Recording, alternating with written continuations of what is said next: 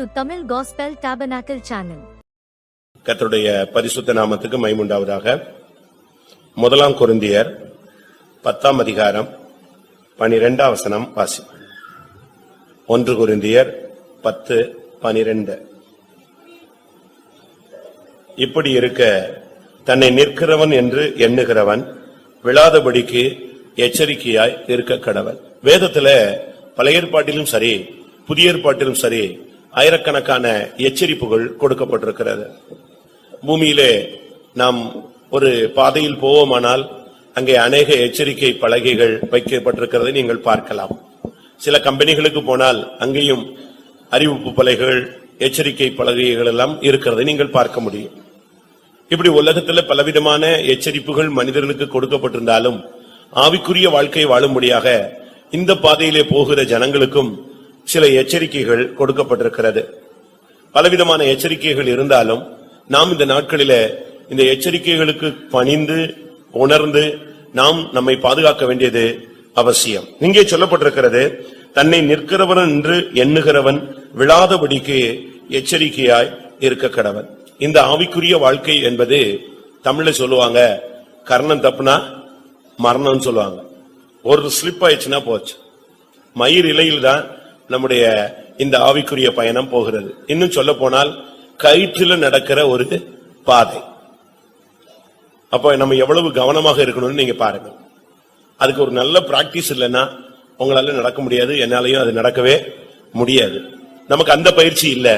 ஆனா ஆவிக்குரிய உலகத்துல மிகவும் எச்சரிக்கையா நடக்க நமக்கு தேவன் பல எச்சரிப்புகளை கொடுத்திருக்கிறார். ஒருவேளை இதுவரை நாம் கிருபையில நின்று கொண்டிருக்கலாம், ஒருவேளை சில நேரங்களில் விழுந்து எழுந்து நின்று கொண்டிருக்கலாம். இது நமக்கு தெரிந்த ஒரு அனுபவம். ஆனால் நிற்கிறவன் எவனும் விழுந்து போகாதபடி எச்சரிக்கையாய் இருக்க கடவன். நான் ஒரு ஃபேத்தம்ல இருக்கும்போது திடீர்னு ஃபேத்தமுக்கு முன்னால ஒருத்தன் 2 கம்பை நட்டி கயிறு கட்டி ட்ரம் அடிக்க ஆரம்பிச்சான். எனக்கு அப்ப மாடியில உள்ள ரூம். நான் அங்கிருந்து எட்டி பார்த்தேன், என்ன இது கட்டுறான், ஏதோ கலை கூத்தாடி ஏதோ பண்றான்.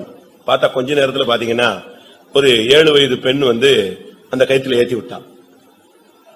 அந்த கயித்துல அழகா ஒரு கம்பை வச்சுட்டு பேலன்ஸ் பண்ணி அந்த பிள்ளை என்ன செய்யுது, அழகா அங்கிருந்து இங்க கிராஸ் பண்ண. நான் உடனே பார்த்தேன், எல்லா சிஸ்டர்ஸையும் வர சொன்னேன். வேடிக்கை பார்க்கல, அந்த பிள்ளைக்கு என்ன மாதிரி பிராக்டிஸ் செஞ்சிருக்கான் உலகத்துல கொடுத்திருக்கிறான். நமக்கு ஊழியத்துல சில கடினமான பயிற்சி கொடுக்கும் போது ஊழியத்தை விட்டு ஓடுற ஒரு பெரிய டீமை பார்க்கலாம். வாழ்க்கையில சிலருக்கு கர்த்தர் கடினமான பயிற்சி கொடுக்கும் பொழுது குடும்பத்தை புருஷனை மனைவியை விட்டு ஓடுற ஒரு குரூப்பை பார்க்கலாம். ஆனா அந்த பிள்ளை ஓட முடியாது, அது கட்டாயம் அந்த கயித்துல நடக்கணும். நான் பாத்துக்கிட்டே இருக்கும்போது அந்த பிள்ளை கயித்துல சாதாரண காலில் நடந்து வந்துச்சு. அடுத்து என்ன பண்ணா, அடுத்த ரவுண்ட்ஸ் செருப்பு போட்டு நடக்க வச்சான். அது செருப்பு போட்டு அந்த கயிறுல நடந்து அந்த கரைக்கு போயிடுச்சு. அதுக்கு பிறகு சாப்பிடுற அலுமினிய பிளேட்டை வச்சான், அதுல வச்சுக்கிட்டே என்ன செய்யுது, அழகா நடந்து போச்சு. எவ்வளவு ட்ரைனிங் கொடுத்திருக்கிறாங்க பாருங்க. விழுந்துச்சுன்னா அடி அந்த பிள்ளைக்கு ஜாஸ்தி கிடைக்கும், சாதாரணமாவும் அடிக்கும், அந்த தகப்பனும் தனக்கு காசு கிடைக்காதனால அடிப்பான். இது உலகத்துல அந்த பிள்ளை எவ்வளவு எச்சரிக்கையா நடக்குதுன்னு பாருங்க. ஆவிக்குரிய வாழ்க்கையில இது தண்ணீரின் மேல் நடக்கிற ஒரு வாழ்க்கை. மத்தேயு எழுதின சுவிசேஷத்துல நீங்கள் பார்க்கும் பொழுது இயேசு கிறிஸ்து தண்ணீரின் மேல் நடந்து வந்த ஒரு சம்பவம் சுட்டி காட்டப்பட்டிருக்கிறது. அப்பொழுது அப்படி அவர் நடந்து வரும் பொழுது எழுச்சியில ஒரு ஆசையில எழுப்புதல்ல பேதுரு சொன்னான், ஆண்டவரே நீங்க தண்ணியில நடந்து வந்துட்டீங்களே, நானும் நடந்து வரட்டுமா? அப்படின்னா நீங்க எனக்கு கட்டளை கொடுங்க, நான் நடந்து வர்றேன். உடனே இயேசு சொன்னாரு, இல்லப்பா நான் கடவுள், அப்படிலாம் நான் தான் தண்ணியில நடந்து வர முடியும், நீ மனுஷன், உனக்கு தண்ணியில நடக்க பவர் இல்லைன்னு சொல்லல. மத்தேயு எழுதின சுவிசேஷம் 14ஆம் அதிகாரம் 28-29. பேதுரு அவரை நோக்கி, ஆண்டவரே நீரேயானால் நான் ஜலத்தின் மேல் நடந்து உம்மிடத்தில் வர கட்டளையிடும் என்றான். அதற்கு அவர் வா என்றார். அப்பொழுது பேதுரு படவை விட்டு இறங்கி இயேசுவினிடத்தில் போக ஜலத்தின் மேல் நடந்தான். ஜலத்தின் மேல் நடந்தான். தண்ணீர்ல நடக்கிற வாழ்க்கை தான், கயிற்றில நடக்கிற பாதை தான். இதுதான் விசுவாச பாதை. ஏனென்றால் நம்மளுக்கு முன்னோடியானவர் ஆண்டவராகிய இயேசு கிறிஸ்து இந்த தண்ணீரில் நடந்து போனவர். ஆனா தண்ணீர்ல அவர் விழல. இவனோ காற்று பலமா இருந்த அப்படின்னா நடந்தான்னு பைபிள் அழகா சொல்லியிருக்கு. எத்தனை ஸ்டெப் நடந்தாங்கிறது இல்ல. இயேசு அங்க நிக்கிறாருன்னா அவன் நடந்து அழகா போயிட்டான், இயேசுக்கு கிட்ட போயிட்டான். திடீர்னு காத்து ஒரு அடி அடிச்சு ஒரு அலமானே பாய்ந்துட்டான். ஓஹோ நம்ம முங்கிருவோம் போல் இருக்குன்னு. அப்பதான் இயேசு சொன்னாரு, நீ என்ன செய்ய அற்ப விசுவாசியே, இவ்வளவு தூரம் நடந்து வந்துட்டீல, அழகா நடந்து வந்துட்டியே, என் கிட்ட வரைக்கும் வந்துட்ட. இப்ப இயேசு கை நீட்டினா பேதுருவை தூக்கிட்டாரு. அவ்வளவு க்ளோஸா வர்ற வரைக்கும் வந்துட்டு இப்போ நீ ஏன் காற்று பலமா இருந்ததுனால ஏன் தடுமாறுற? இதுதான் கிறிஸ்தவ வாழ்க்கை. பிரியமானவர்களே, நம்முடைய வாழ்க்கையில கூட எத்தனையோ பேர் 20 வருஷம் 30 வருஷம் 40 வருஷம் வாழ்ந்துட்டு விசுவாசத்தை மறுதலிக்கிறதையும் தடுமாறுகிறதையும் கடைசி நேரத்துல பின்வாங்குறதையும் நீங்க பார்க்கலாம். ஒரு பிள்ளைக்கு நீங்க பாருங்க, எக்ஸாம் டயத்துல சிக்கு இல்ல சீரியஸ், இந்த விளையாட்டே இருக்கக்கூடாது சபையில. கர்த்தருடைய பரிசுத்த நாமத்துக்கு மகிமை உண்டாவதாக.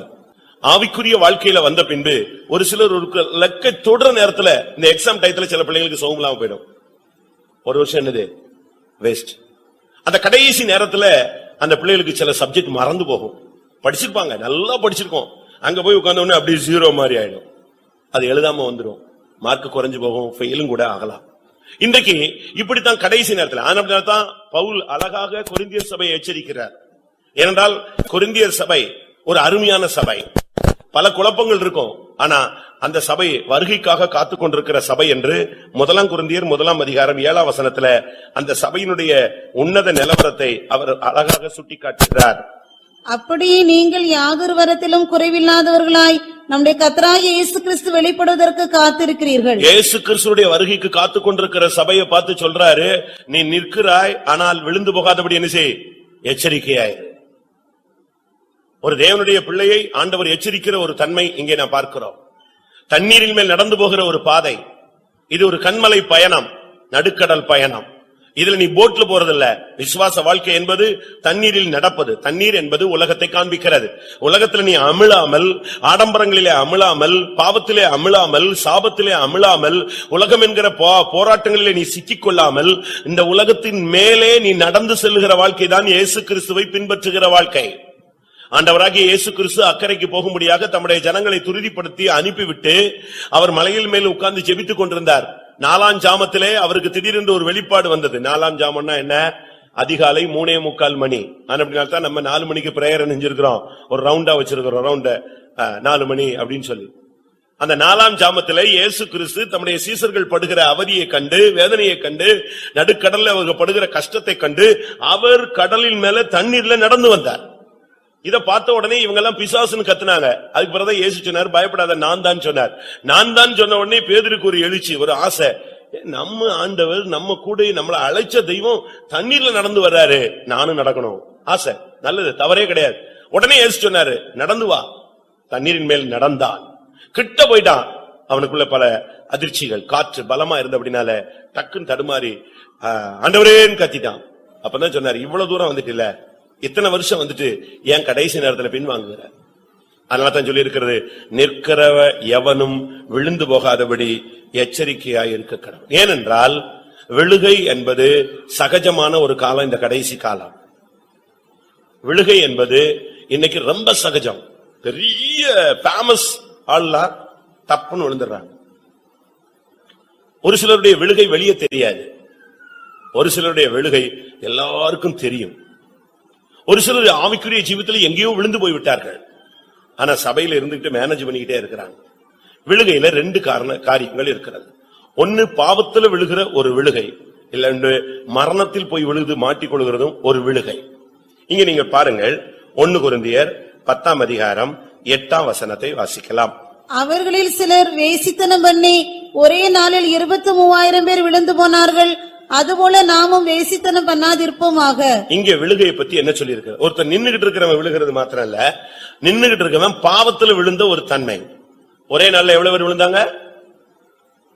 ஒரு நாளில் நடந்த சம்பவம், ஒரே நாளில் 23,000 பேர் விழுந்தாங்க. எப்படி இருக்கும் நீங்க பாருங்க. ஆனா பழைய ஏற்பாட்டுல சொல்லி இருக்கிறது 24,000 பேர் விழுந்தார்கள் சொல்லி. விழுகை அதாவது அன்னைக்கு சாவு, வேசித்தனம் பண்ணதுனால 24,000 பேர் செத்ததாக என்னாகமத்திலே வாசிக்கிறோம். 25ஆம் அதிகாரத்துல நாம் பார்க்கும் பொழுது அங்கே தெளிவாக சொல்லப்பட்டிருக்கிறது, ஆயிரக்கணக்கான ஜனங்கள் விழுந்து ஒரே நாளில் அவர்கள் செத்து போனார்கள். அதத்தான் இங்கே சொல்லியிருக்கு. ஆனா இங்கே சொல்லியிருக்கிறது அந்த மரணத்தை விழுகை என்று சொல்லியிருக்கிறது. விழுகை என்று சொன்னா பாவத்தில் விழுந்தது. நிற்கிற எவனும் விழுந்து போகாதபடி எச்சரிக்கையாய் இருக்க கடவன். ஒரு தேவனுடைய பிள்ளை விழாமல் இருக்கும்படியாக தேவன் அவனுக்கு ஆலோசனை சொல்லுகிறார். ஏன்னா நம்ம விழுகிறதுக்கு ஏதுக்கள் ரொம்ப இருக்கு. நீங்க பாருங்க, பாய் தட்டி கீழே விழுந்துடுறான். தமிழ்ல சொல்லுவாங்க புல்லு தட்டி கீழே விழுந்து செத்து போனவங்களை பத்தி. புல்லு தட்டிடும். பெரிய ஒரு ஹைடில்ஸ் மாதிரி தொடர் ஓட்டம் மாதிரி ஒரு 4 அடிக்கு வச்சுட்டு இதை தாண்டிட்டு ஓடுன்னு சொல்றது இல்ல, தடுமாறிட்டு பொத்துன்னு விழுந்து செத்துறாங்க. எத்தனை பேரு இன்னைக்கு விழுகையை சந்திக்கிறாங்க பாருங்க. எழுத்தின் பிரகாரமான விழுகையை நான் பேசல, ஆவிக்குரிய ஜீவியத்துல நமக்குள்ள எத்தனை விழுகைகள் வந்திருக்கிறது என்பதை சிந்திக்க வேண்டும். ஏனென்றால் சத்துரு எப்படியாவது நீ விழணுங்கிறதுல ரொம்ப கவனமா இருக்கிறான். 118 சங்கீதம் 13 வசனத்துல சத்துருடைய நோக்கமே நீ விழலையா அவன் உன்னை பிடிச்சு தள்ளிடுவான். நான் விழும்படி நீ என்னை தள்ளினாய், கர்த்தரோ எனக்கு உதவி செய்தார். நான் விழும்படி நீ என்னை தள்ளினாய். நீங்க யோசிச்சு பாருங்க, வாலிபர்கள் யோசித்து பாருங்க, ஊழியக்காரங்க யோசித்து பாருங்க, குடும்பஸ்தர்கள் யோசித்து பாருங்க. இந்த விசுவாச பாதையில வந்த பின்பு உங்களை விழ வைக்கும்படியாக எத்தனை வல்லமைகள் உங்களை தள்ளி விட்டதுன்னு பாருங்க. ஆனா என்ன நடந்துச்சு? சில இடத்துல நீங்க விழுந்துட்டீங்க, அதுக்கு கர்த்தர் கிருபை என்ன நடந்தது? உங்களாலேயே எழும்பிக் கொள்ள கிருபை கொடுத்தார், நீங்க எழும்பிட்டீங்க. சில இடத்துல நீங்க விழுந்துட்டீங்க, ஆண்டவர் பார்த்தார் இவன் எழும்ப மாட்டான்னு சொல்லி அவர் அழகா உன்னைய தாங்கி தூக்கி எடுத்து நிறுத்திட்டார். உண்மையாகவே அநேக இடங்கள்ல நான் விழுந்தேன், கர்த்தர் என்னை தாங்கினார், தூக்கிவிட்டார், அவருடைய கிருபையினால மறுபடியும் நான் எழும்பி நடக்க உதவி செய்தார் என்று சொல்லுகிறவங்க கரங்களை உயர்த்தி ஒரு அல்லேலூயா சொல்லுங்க. இது எல்லாருக்கும் நடக்கிற சம்பவம். ஏண்டா ஒரு மனுஷன் நிக்கிறது பிசாசுக்கு பிடிக்காது. ஏனென்றால் அவனுடைய பெயர் விழுந்து போன, அவனுக்கு தேவதூதன் ஒரு பேர் இருந்துச்சு, அதுக்கு பிறகு அவனுக்கு உள்ள பேர் என்னது? விழுந்து போன தேவதூதன். அதனாலதான் தான் விழுந்தபடினால எல்லாரையும் விழ வைக்கணுங்கிறது அவனுடைய திட்டம். அதான் அவன் விடாம அந்த விழுந்து போகிற வேலைய திரும்ப திரும்ப திரும்ப ஒரு மனுஷனுக்குள்ள செஞ்சுக்கிட்டே இருக்கிறான். விழுவது சாத்தானுடைய இயல்பு. உடன்படிக்கை பெட்டியை கொண்டு போய் அந்த விக்கிரக ஆராதனை தாகோனுடைய கூடார கோவில்ல வச்சுட்டாங்க. காலையில பார்த்தா தாகோன் என்ன செய்தது? விழுந்து கிடந்தது. அதுக்கு அவ்வளவுதான். அடுத்த நாள் தூக்கி வச்சுட்டு போனாங்க. அடுத்த நாள் விழுந்தது என்ன செய்தது?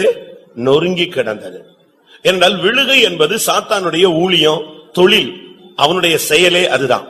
ஒருத்தன் ஊழியத்தில் இருக்கான்னா அவனை விழ வைக்கணும், ஒருத்தன் பரிசுத்தத்தில் இருக்கான்னா அவனை விழ வைக்கணும், ஒருத்தன் விசுவாசத்துல நிக்கிறான்னா அவனை விழ வைக்கணும், ஒருத்தன் பிரதேசத்துல நிக்கிறான்னா அவனை விழ வைக்கணும், ஒருத்தன் தீர்மானத்துல உறுதியா இருக்கான்னா அவனை விழ வைக்கணும், ஒருத்தன் உடன்படிக்கையில உண்மையா இருக்கான்னா அவனை விழ வைக்கணும். அதுக்கு என்னென்ன வழிகள் உண்டோ அது எல்லாம் பண்ணிட்டே இருப்பான். ஏனென்றால் பழைய ஏற்பாட்டில் என்னாகமத்தில் 23 அதிகாரத்தில் நாம் பார்க்கும் பொழுது பிலேயாம் என்கிற ஒரு குறி சொல்லக்கூடிய மனிதனை அழைத்து கொண்டு பாலாக் சொல்றான், இந்த ஜனங்களை நீ சபின்னு சொல்லி. அவன் சொல்றான் என்னால சபிக்க முடியாது. அப்ப அதுக்கு காரணம் கேட்கறான், ஏன் சபிக்க முடியாது? அப்ப அவன் சொல்றான், இவங்க ஜாதிகளோடு கலவாமல் தனித்து வாசம் பண்ணுவார்கள். ஆனபடினால செய்வனையோ மந்திரமோ எந்த மாயமோ தாயத்தோ வித்தையோ இவங்க கிட்ட வேலை செய்யாது. ஏனென்றால் இவர்கள் வேறுபாட்டின் ஜீவியம் செய்யக்கூடிய ஜனங்கள், இவங்க ஜாதிகளோடு கலக்க மாட்டாங்க, இவங்க ஒரு செப்பரேஷன் லைஃப்ல இருக்கிறவங்க, இவங்களை டச் பண்ணதுக்கு அதிகாரம் இல்ல. அப்ப அவன் கேக்குறான், ஒரு காலத்திலயுமே தொட முடியாதா அப்படின்னு கேக்குறான். ஏனென்றால் ஒரு 5 இடத்துல நிப்பாட்டி இவங்களை சபிக்கிறதுக்கு டைம் கொடுக்கறான். 5 இடத்துலயும் அவனால சபிக்க முடியாம போயிருச்சு. கடைசியில சொன்னா அவன் கேக்குறான், நான் உனக்கு பணம் கொடுக்கலான்னு யோசிச்சேன், உன்னை கனம் பண்ணலான்னு யோசிச்சேன், ஆனா நீ இந்த ஜனத்தை சபிக்காம இப்படி பண்ணிட்டு போயிட்ட, அவங்கள ஆசீர்வதிச்சுட்டு போறியே, அப்ப இவங்களை எந்த காலத்திலயும் சபிக்க முடியாதா அப்படின்னு கேட்கும் போதுதான் அவன் சொன்னான், நான் முதல்ல சொன்னல, ஜாதிகளோடு கலவாமல் இவர்கள் என்ன செய்வாங்க? தனித்து வாசம் பண்ணுவாங்க. அந்த செப்பரேஷன் லைஃப் தான் இவங்களுடைய பலனே, இவங்களுடைய பிரதிஷ்டை தான் இவங்களுடைய பலன். ஆனால்தான் அப்போஸ்தலர் நடவடிக்கைகள்ல ரட்சிக்கப்பட்ட அந்த புது ஜனங்கள் அபிஷேகம் பெற்று அந்த சபையில அந்த அபிஷேகத்தை பார்த்துட்டு வந்த ஜனங்கள் கேட்டாங்க, நாங்கள் ரட்சிக்கப்பட என்ன செய்ய வேண்டும் அப்படின்னு. உடனே பேதுரு சொன்ன முதல் வார்த்தை, மாறுபாடான இந்த உலகத்திலே இருந்து உங்களை கோணலும் மாறுபாடான இந்த சந்ததி நடுவிலே விலகி நீங்கள் உங்களை ரட்சித்துக் கொள்ளுங்கள். வேறுபாட்டின் ஜீவியம் தான் உன்னுடைய பலன். ஆனபடினால்தான் நாம இந்த உலகத்துல விட்டு வேறுபட்டது மாத்திரமல்ல, பெயரளவில் இருக்கிற கிறிஸ்தவ சபைகளை விட்டு, உபதேசத்திலே தெளிவில்லாத சபைகளையும் கூட்டங்களையும் ஜனங்களையும் விட்டும் பெந்தேகோஸ்தேக்காரராகி நாம் விலகி நிற்கிறோம். அதுதான் பெந்தேகோஸ்தனுடைய முதுகெலும்பு. அதை நீங்கள் விளங்கிக் கொள்ள வேண்டியது அவசியம். அந்த விலகி நிற்கும் பொழுது அவங்கள தொட முடியாதுன்னு சொன்னான். ஆனபடினால்தான் அன்றைக்கு வேசித்தனம் என்கிற ஒரு புத்தீனமான ஒரு வேலையை அந்த தீர்க்கதரிசி இல்லாவிட்டால் அந்த குறி சொல்ற மனுஷன் அந்த புறஜாதிகளுக்கு சொல்லி கொடுத்துட்டு போனா நீ அவங்க தனிச்சு வாசம் பண்ணுவாங்க. அவங்க வேசித்தனம் பண்ணிட்டாங்கன்னா லைஃப் அடிபட்டு போயிடும், தோத்துருவான்னு சொன்னான். உடனே அடுத்த நாளே இந்த வேசித்தன தொழில் தொடங்கினது. அடுத்த நாளே 24,000 பேர் செத்தார்கள். அப்படித்தான் என்னாகமம் 25 வேதம் தெளிவாக சொல்லுகிறது. விழுகையின் காரணம் வேசித்தனம். வேசித்தனம் என்பது சரீரத்தில் செய்கிற ஒரு பாவம், இல்லாவிட்டால் மனதில் செய்கிற ஒரு பாவம். நீங்கள் அசுத்தத்திற்கல்ல, நீங்கள் பரிசுத்தத்திற்கே அழைத்திருக்கிறார். உங்களுடைய சரீரம் வேசித்தனத்திற்கு அல்ல, அது தேவ சித்தத்திற்காக கொடுக்கப்பட்ட சரீரம் என்று அங்கே சொல்லுகிறார். இங்கே வேதம் சொல்லுகிறது அவர்கள் விழுந்தார்கள். அவர்களை சத்துரு பிடிச்சு தள்ளினா, அந்த பாவத்துக்குள்ள கொண்டு போய் தள்ளி கொண்டு போய் விட்டான். இன்றைக்கு நமக்குள்ள என்ன விழுகை சம்பவிச்சிருக்குன்னு பாருங்க. ஒரு சிலர்லாம் அபிஷேகம் பெற்றவங்க, இதே மாதிரி வொர்ஷிப் உனக்கு கிடைக்கும் போது நீ என்ன மாதிரி அபிஷேகத்துல இருக்கணும். வொர்ஷிப் டைம் கிடைக்கும் போது அதுக்காக நீ ஓடி வரணும். அந்த half an hour தான் இந்த சர்வீஸ்லயே மெயின். அபிஷேகத்துல நீ நின்னு களி கூர்ந்து ஜெயிச்சு அதுக்கு பிறகு உட்கார்ந்து கர்த்தருடைய வார்த்தையை கேட்கணும். இப்ப நான் விதைக்கிறேன், இப்ப வசனத்தை உங்களுக்குள்ள விதைக்கிறேன், அது ஸ்டாண்ட் பண்றதுக்காக. ஆனா இந்த அரை மணி நேரம் முன்னால ஒரு ஆவி நிறைவு இருக்க, இதுதான் உன் இருதயத்தை போட்டு என்ன செய்கிறது, ஒழுகிறது, அபிஷேகம் ஊற்றப்பட்டு நீர் பாய்ச்சுகிறது. இப்ப நான் அதுக்கு பிறகுதான் விதைச்சா இல்ல நட்டுனா அது வேலை செய்யும். இல்லன்னா நீங்க கடைசி நேரத்துல வந்துட்டு கர்த்தருடைய வார்த்தையை கேட்டு போனீங்கன்னா தரிசு நிலத்துல நான் விதைச்சிட்டு போறேன், இல்ல வழியில விதைச்சிட்டு போறேன், இல்ல கற்பாறையில விதைச்சிட்டு போறேன்னு அர்த்தம். அது பிரச்சனைகள் போராட்டங்கள் வரும்போது சத்துரு வந்து அதை எடுத்து போடுவார். இந்த நாட்களில் நாம் செய்ய வேண்டிய முக்கியமான பகுதி அபிஷேகத்துக்கு இடம் கொடுக்கணும். உனக்குள்ள விழுகிற வசனம் 100க்கு 100 பலன் கொடுக்க வேண்டியது அவசியம். வெளிப்படுத்தல் 2ஆம் அதிகாரத்துல 5ஆம் வசனத்திலே பார்க்கும் பொழுது சத்துரு தள்ளாமலே, முதலாவது 118ஆம் சங்கீதம் உங்களுக்கு சுட்டி காட்டினேன், அது சத்துரு தள்ளினது. ஆனா இப்ப வெளிப்படுத்தல் 2:5 சொல்லப்பட்டது நாமே போய் சில காரியங்களிலே விழுவது. அதை நாம் உணர்ந்து நாம் மனம் திரும்ப வேண்டியது நம்முடைய அவசியம். ஆகையால் நீ இன்ன நிலைமையிலிருந்து விழுந்தாய் என்பதை நினைத்து மனம் திரும்பி ஆதியில் செய்த கிரியைகளை செய்வாயாக. நீ இன்ன நிலைமையிலிருந்து விழுந்தாய், உன்னை ஒரு நிலைமையில நல்லா வச்சிருந்தாரு, நீ தான் விழுந்தாய்ன்னு சொல்லியிருக்கு.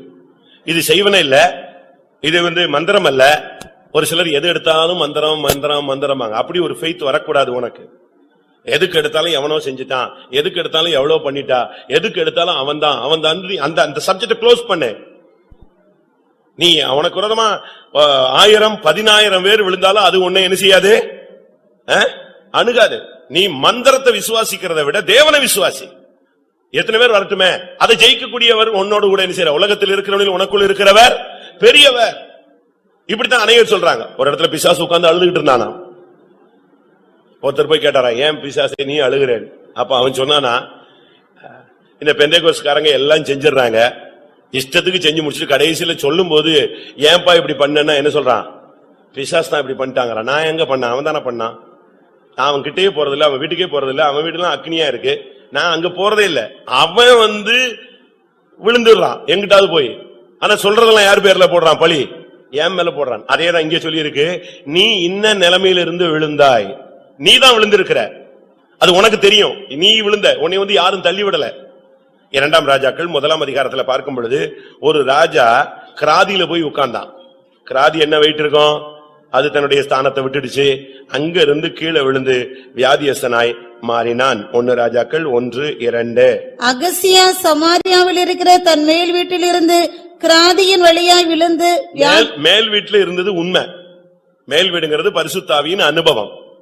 பரிசுத்தாவி பெற்ற அனுபவத்துல இருந்துட்டு அங்கிருந்து கிராதியில போய் உன்னை யாரு உட்கார சொன்னது?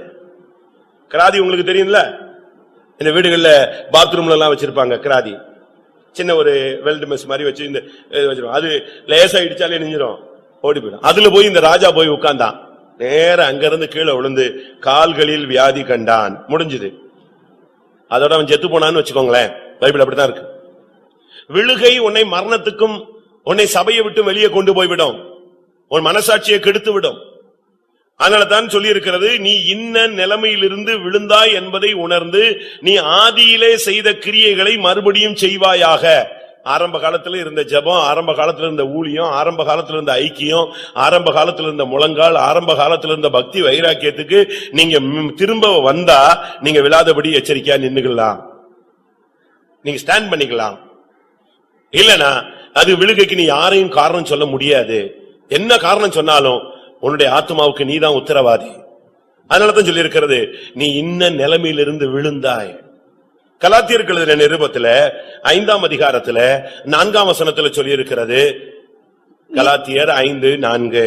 நியாய பிரமாணத்தினால் நீதிமான்களாக விரும்புகிற நீங்கள் யாவரும் கிறிஸ்துவை விட்டு பிரிந்து கிருபையினின்று விழுந்தீர்கள். கிறிஸ்துவை விட்டு பிரியும் போது கிருபையிலிருந்து நீ விழுந்துருவ. அதனால ரொம்ப கவனமா இருக்கணும். கிறிஸ்துவை விடுறதும் கிருபையை விடுறதும் ரெண்டும் ஒண்ணுதான். அது நீங்க சரியான விதத்துல விளங்கி கொண்டால்தான் உங்களுடைய வாழ்க்கையில நீங்க பாதுகாக்கப்பட முடியும். கிறிஸ்துவை விட்டு பிரிந்து கிருபை நின்று விழுந்தார்கள். கிருபையை விட்டு பிரியும் போது, கிறிஸ்துவை விட்டு பிரியும் போது ஒரு மனுஷன் விழுந்துருவான். நீங்க யோசிச்சு பாருங்க, இன்னைக்கு நம்ம கிருபையில நிக்கிறோமா, கிறிஸ்துவில நிக்கிறோமா? இயேசு சொன்னார், நான் திராட்சை செடி, நீங்கள் எல்லாரும் யாரு? செடி அல்ல, நீங்கள் எல்லாம் யாரு? கொடிகள். செடியில் நிலைத்திருந்தால் கொடி என்ன செய்யும்? மிகுந்த கனிகளை கொடுக்கும். இல்ல செடி, நான் கொடி, செடி தரைக்குள்ளதான் இருக்கு, நான் கொடி வானத்துல இருக்கிறேன், மேல் வீட்டுல படர்ந்துகிட்டு இருக்கேன், கட்ட பண்ணிட்டா என்னது? காஞ்சி போயிருவேன். அதனாலதான் இயேசு சொன்னாரு, என்னை அல்லாமல் உங்களால் ஒன்றும் செய்யக்கூடாது. அதனால ஆவிக்குரிய ஜீவியத்துல வந்துட்ட பிறகு கிருபையை விட்டுறாதீங்க. கிருபை எதுக்கு எடுத்தாலும் கிருபைன்னு சொல்லுங்க. எதுக்கு எடுத்தாலும் கிருபை. உன் வாயில இருந்து வர வேண்டியது என்னதுதான்? கிருபை. நல்லா பேசுனீங்களே கிருபை, நல்லா பாடுனீங்களே கிருபை, நல்லா ஆசீர்வாதமா இருக்கீங்களே கிருபை. ஏன்னா இது நம்முடைய சாமர்த்தியத்தினால ஒண்ணுமே என்ன செய்யாது, நடக்காது. நம்ம ஒரு ஃபியூஸ் போன பல்பு, அந்த சின்ன ஃபியூஸ் போட்டிருக்கிறது யாருதான்? அந்த கிருபை தான் டச் பண்ணி கொடுத்துருக்கு. அதுலதான் நம்ம வண்டி ஓடிட்டு இருக்கு. அதனால நீ இன்ன நிலைமையிலிருந்து விழுந்தாய், கிறிஸ்துவை விட்டு நீ பிரிந்தாய் என்பதை நீ பார்க்கணும். நம்முடைய வாழ்க்கையிலே விழுகைக்கு பல காரணங்கள் வேதம் சுட்டி காட்டுகிறது. பல விதங்களில் விழுந்தவங்களை நீங்க பார்க்கலாம். கிராதியிலிருந்து விழுந்து அவன் செத்தே போயிட்டான். அப்போஸ்தலர் நடபடிகள் 20ஆம் அதிகாரம் 9ஆம் வசனத்துல ஒருத்தன் விழுந்தான். ஒரு வாலிபன் 3ஆம் மெத்தையில இருந்து, மேல் வீட்டுல இருந்து இல்ல, 3வது மெத்தையில இருந்து கீழே விழுந்தான். அப்பொழுது ஐத்திகை என்னும் பெயர் கொண்ட ஒரு வாலிபன் ஜன்னலில் உட்கார்ந்திருந்து பவுல் நெடுநேரம் பிரசங்கம் பண்ணி கொண்டிருக்கையில் மிகுந்த தூக்கமடைந்து நித்திரை மயக்கத்தினால் சாய்ந்து 3ஆம் மெத்தையிலிருந்து கீழே விழுந்து மரித்தவனாய் எடுக்கப்பட்டான். 3ஆம் மெத்தை, வானங்கள்ல கூட பல வானங்கள் இருக்கு, பரலோகத்துல கூட பல அனுபவங்கள், பல இடங்கள் இருக்கு. 1ஆம் வானம், 2ஆம் வானம், 3ஆம் வானம். பவுல் அதை குறித்து பேசும் பொழுது, நான் 3ஆம் வானம் வரைக்கும் என்ன செய்யப்பட்டேன்? எடுத்துக்கொள்ளப்பட்டேன். அங்கே போய் வாக்கு கடங்காத காரியங்களை கண்டேன், கேட்டேன் என்று அவர் சொல்லுகிறார். ஆனா இவன் 3வது மெத்தையிலிருந்து கீழே விழுந்தான். விழுந்த வாலிபன் அப்படி நொறுங்கி போயிட்டான். அவனுடைய விழுகை அவனை மரணத்துக்கு இழுத்து சென்றது. வாலிபன் தான். அதுக்கு ரீசன் என்ன? இது யாரும் செய்வன செஞ்சிட்டாங்களா, இல்ல யாரும் 3வது மெத்தையிலிருந்து அவனை பகையில தள்ளி விட்டாங்களா? அல்ல.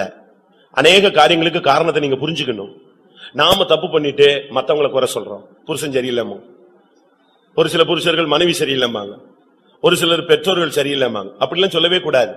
ஊழிய சபையில் சரியில்லை, சபை சரியில்லை, ஆண்டவரே சரியில்லைன்றவாங்க ஒரு லிமிட் தாண்டின உடனே. அப்படி நீங்க பேசி பழகவே கூடாது. ஆவிக்குரிய ஜீவியத்துல அந்த வாலிபன் விழுந்ததுக்கு காரணம் என்ன? அவன் போய் உட்கார்ந்திருந்த இடம் சரியில்லை. அவன் உட்கார்ந்திருந்த இடம் எது? 3ஆம் மெத்தை. 3ஆம் மெத்தையில உட்கார்ந்திருந்த இடம் என்னது? ஜன்னல். ஜன்னல்ல போய் உட்கார்ந்தனாலே உன் கதை முடிஞ்சு போச்சு. உள்ள விழுந்தா 3 அடி, வெளியே விழுந்தா 30 அடி. உள்ள விழுந்தா நெஞ்சுக்கலாம், பொத்துன்னு விழுந்து எந்திரிச்சு உட்காந்துக்கலாம். ஆனா வெளியே விழுந்துட்டீங்கன்னா 30 அடி, 10 10 10 10 அடிச்சானா நீ கீழே விழுந்து செத்து போயிடுவ. யோசிச்சு பாருங்க, நம்முடைய வாழ்க்கையில நம்ம எப்படி இருக்கோங்கிறத யோசிங்க. ஒரு ஆவிக்குரிய தேவனுடைய பிள்ளை அந்த 3ஆம் மெத்தையில ஜன்னல்ல உட்காரக்கூடாது. ஜன்னல் என்பது ஒரு ஆடம்பர வாழ்க்கையை காண்பிக்கிறது, பாவத்தினுடைய வழிவாசலை காண்பிக்கிறது. நீங்க அதை விளங்கி, எத்தனையோ பைபிள்ல எத்தனையோ வசனங்கள் இருக்கு. இந்த ஜன்னல் வழியாதான் எசபேல் எட்டி பார்த்தாலாம். எசபேல் எட்டி பார்த்தது எங்கதான்? இந்த ஜன்னல். இந்த ஜன்னல்ல இருந்து அவ எட்டி பார்த்தா. எப்படி எட்டி பார்த்தா? கண்களுக்கு மையிட்டு தன் தலையை சிங்காரித்து கொண்டு, இந்த பூவு பொட்டு எல்லாம் வச்சு அழகா சிங்காரிச்சு நல்ல மேக்கப் போட்டுட்டு அங்கிருந்து ஜன்னல்ல இருந்து எட்டி பார்த்தா. அவ விழல, அவளை பிரதானிகள் தூக்கி நெஞ்சாங்க, கீழே போட்டு விழுந்து செத்து நாய் அவளுடைய ரத்தத்தை நக்கினது. விழுந்தால் நம்முடைய நிலவரம் எப்படி இருக்கும்னு பாருங்க. அதனாலதான் பைபிள் சொல்லுகிறது, விழாதபடிக்கு எச்சரிக்கையாயிரு. கிருபையிலிருந்து விழுந்துராத, மூணாம் மெத்தையிலிருந்து விழுந்துராத. அதுக்கு காரணம் நித்திரை மயக்கம். தூக்கத்தை நீங்க ஜெயிக்கணும். தூக்கத்தை ஜெயிச்சுட்டானாலே அவன் ஜெயஜீவன் செய்ய ஆரம்பிச்சிட்டான்னு அர்த்தம். தூக்கத்தை நீங்க மாட்டிக்கிட்டீங்கன்னா நீங்க தோத்துருவீங்க. பைபிள்ல சொல்லி இருக்கிறது, சிசராவை போல தூங்கினாலும் ஒருத்தனுமே கிடையாது. அவன் ஒரு கும்பகர்ணன். யுத்தத்திலிருந்து ஓடி வரான், தன் ஜீவனை தப்பிட்டு ஓடி போய் வீடு போய் சேர்றதுக்குள்ள வழி பார்க்காம எங்கேயோ போய் விழுந்துட்டான். கடைசியில பாருங்க, பைபிள் சொல்லுகிறது, அவள் காலடியிலே போய் மடங்கி விழுந்தான், விழுந்தவன் அப்படியே மடங்கி கிடந்தான். முடிஞ்சு போச்சு. அவனுடைய ஓட்டம் அங்கதான் தோல்விகரமாக முடிகிறது. ஒரு சேனாபதி எப்படிப்பட்ட ஆளு, எவ்வளவு வல்லமையான ஒரு ஆளு, அவன் இப்படி ஒரு பெண்ணுக்கு முன்னால போய் விழலாமா? விழுந்து அப்படியே கிடந்து தன்னுடைய ஓட்டத்தை முடிக்கலாமா? வேதம் எப்படி சொல்லுதுன்னு பாருங்க. விழுந்தவன் அங்கேயே கிடந்தான். நியாயாதிபதிகள்ல 5:27. அவள் கால் அருகே அவன் மடங்கி விழுந்து கிடந்தான். அவள் கால் அருகே மடங்கி விழுந்தான். அவன் எங்கே மடங்கி விழுந்தானோ அங்கே மடிந்து கிடந்தான். எங்க விழுந்தியோ அங்க உனக்கு சாவு. அப்ப நீங்க பாருங்க, நம்ம எத்தனை இடத்துல விழுந்திருக்கோம்னு யோசிச்சு பாருங்க. நம்முடைய பிரதிஷ்டைகள், நம்முடைய கிருபைகளை விட்டு நித்திரை மயக்கத்தினால் 3ஆம் மெத்தையிலிருந்து ஐத்திகு என்கிற ஒரு வாலிபன் கீழே விழுந்தான். அவன் செத்தவனாய் போய்விட்டான். ஆனால் என்ன நடந்தது? ஒரு அப்போஸ்தலன் போய் விழுந்து கிடந்தவன் மேல விழுந்தான். விழுந்து கிடக்கிற அந்த மனுஷன் மேல விழுந்து செத்து கிடக்கிறவன் மேல அப்போஸ்தலன் போய் விழுந்தான். அப்போஸ்தலர் 20ஆம் அதிகாரம் 10ஆம் வசனம். உடனே பவுல் இறங்கி போய் அவன் மேல் விழுந்து அவனை அணைத்துக் கொண்டு, அவன் விழுந்து நொறுங்கி கிடக்கிறான். இங்க அப்போஸ்தலன் போய் யார் மேல விழுறான்? அவன் மேல விழுறான். உன்னுடைய விழுகையை சரி செய்யும்படியாக எத்தனையோ ஊழியர்கள் உனக்காக விழுந்து போராடுகிறார்கள். அதை நீங்கள் விளங்கிக் கொள்ள வேண்டியது அவசியம். இங்க பாருங்க, சிசரா விழுந்து கிடந்த இடம் எப்படி இருந்துச்சு? அவள் கால் அருகே அவன் மடங்கி விழுந்து கிடந்தான். நீங்க யார் கால் அருகே போய் விழுந்து கிடக்குறீங்கன்னு யோசிச்சு பாருங்க. அவள் கால் அருகே மடங்கி விழுந்தான். அவன் எங்கே மடங்கி விழுந்தானோ அங்கேயே மடிந்து கிடந்தான், அங்கேயே செத்துட்டான். நம்முடைய வாழ்க்கையில விழுகை என்பது சகஜம். அது வராத அளவில் நம்மை பாதுகாத்து நிலைநிற்கும்படியாக தேவன் இந்த காலை வேளையில உனக்கு எச்சரிக்கை கொடுக்கிறார். இந்த எச்சரிக்கையை நீ சரியாக உணர்ந்து கொள்ள வேண்டியது அவசியம். ஒரு பைத்தியக்காரனை பத்தி ஒரு வீடியோ கிளிப்பிங் பார்த்தேன் செல்லுல. உண்மையா நடந்தது. நார்த் இந்தியால ஒரு பைத்தியக்காரன் எலக்ட்ரிக் ட்ரெயின் மேல நெஞ்சிட்டான், ஏறிட்டான உடனே சுத்தி நிக்கிற ஆளுங்க எல்லாம், ஐயோ இவன் என்ன பண்ண போறானோ, என்ன மேல என்ன செய்யுது, எலக்ட்ரிக் ட்ரெயினுக்கு ஹை வோல்டேஜ் கம்பி போய்கிட்டு இருக்கு. இவன் ஒரு பெட்டி மேல ஏறி நின்று சிரிச்சிட்டு இருக்கான். ஒருத்தன் போய் அவனுக்கு காசு கொடுக்கறான். ஏன்னா எப்படியாவது அவன் எங்க கொண்டு வந்துடணும், கீழே கொண்டு வந்துடணும்னு காசு கொடுக்கறான். அவன் வாங்க மாட்டாங்கிறான். ஒருத்தன் போய் சவுத்து போட்டலமோ என்னத்தையோ கொடுக்கறான். இதை வச்சுக்கிட்டு என்ன செய், வந்தான பிடிச்சு இழுத்துடலான். வரல. என்ன நடந்துச்சு? அவன் எந்திரிச்சிட்டான். அது வரைக்கும் உட்கார்ந்து எந்திரிச்சிட்டான். எல்லாரும் கத்துறாங்க, கூச்சல் போடுறாங்க. உண்மையா நடந்தது. எப்படி இருக்கும்? ஒரு செகண்ட் அவன் கம்பி எரிஞ்சிட்டான். பைத்தியம் பாத்தீங்களா? அது ஹை வோல்டேஜ் சரியா புடிச்சிட்டான். அப்படி அடிச்சு தூக்கி எரிஞ்சு ட்ரெயின்ல விழுந்து கறி எரிஞ்சு சாம்பல் ஆயிட்டான். எப்படி இருக்கும்னு யோசிப்பார். எல்லாம் ட்ரெயின்ல விழுந்தவெல்லாம் ஓடியே போயிட்டான். அவனை தப்பு வைக்கணும்னு நினைச்சவன் ட்ரெயின்ல அந்த பிளாட்ஃபார்ம்ல நின்னவெல்லாம் ஓடுறான். அவனுடைய புத்தியினம். நீ விழக்கூடாதுன்னு உனக்கு ஒரு எச்சரிப்பு கொடுக்கப்படுகிறது. இந்த சத்தியத்தை கேட்டு பைத்தியக்காரன் போல போய் நீ விழுந்து உன்னுடைய வாழ்க்கையில விழுந்தினா இந்த வசனம் உன்னை நியாயந்திருக்கும். இத்தனாம் தேதி இந்த வார்த்தையின் மூலமாக என் மகன் மூலமா உன்கிட்ட பேசின, விழாதபடி எச்சரிக்கையாயிருன்னு சொன்னேன், நீ கேட்டாயான்னு சொல்லுவார். ஆவிக்குரிய ஜீவித்துல வந்துட்ட பிறகு இந்த எச்சரிக்கைக்கு நீங்கள் பயந்து நடக்க வேண்டும். 2ஆம் ராஜாக்கள் 6ஆம் அதிகாரத்துல ஒரு தீர்க்கதரிசி ஒரு ராஜாவுக்கு அப்பப்போ ஒரு சில வார்த்தைகள் சொல்லி விடுவான். நீ போகாத, இந்த இடத்துக்கு போகாத, இந்த இடத்துக்கு போகாத, இந்த இடத்துக்கு போகாத. ஒவ்வொரு இடத்திலும் ஒவ்வொரு நேரத்திலும் அந்த தீர்க்கதரிசி இவனுக்கு ஜெபிச்சு ஆலோசனை சொல்லிக்கிட்டே இருப்பான். அந்த ராஜா என்ன பண்ணுவான், உடனே அந்த தீர்க்கதரிசியில இருந்து வார்த்தை வந்த உடனே கேட்ச் பண்ணிக்குவான். உடனே அந்த இடத்துல இருந்து விலகி போயிடுவான். ஆனா திருப்பி ஆள் அனுப்பி பார்ப்பான், அந்த தீர்க்கதரிசி சொன்னது கரெக்டா.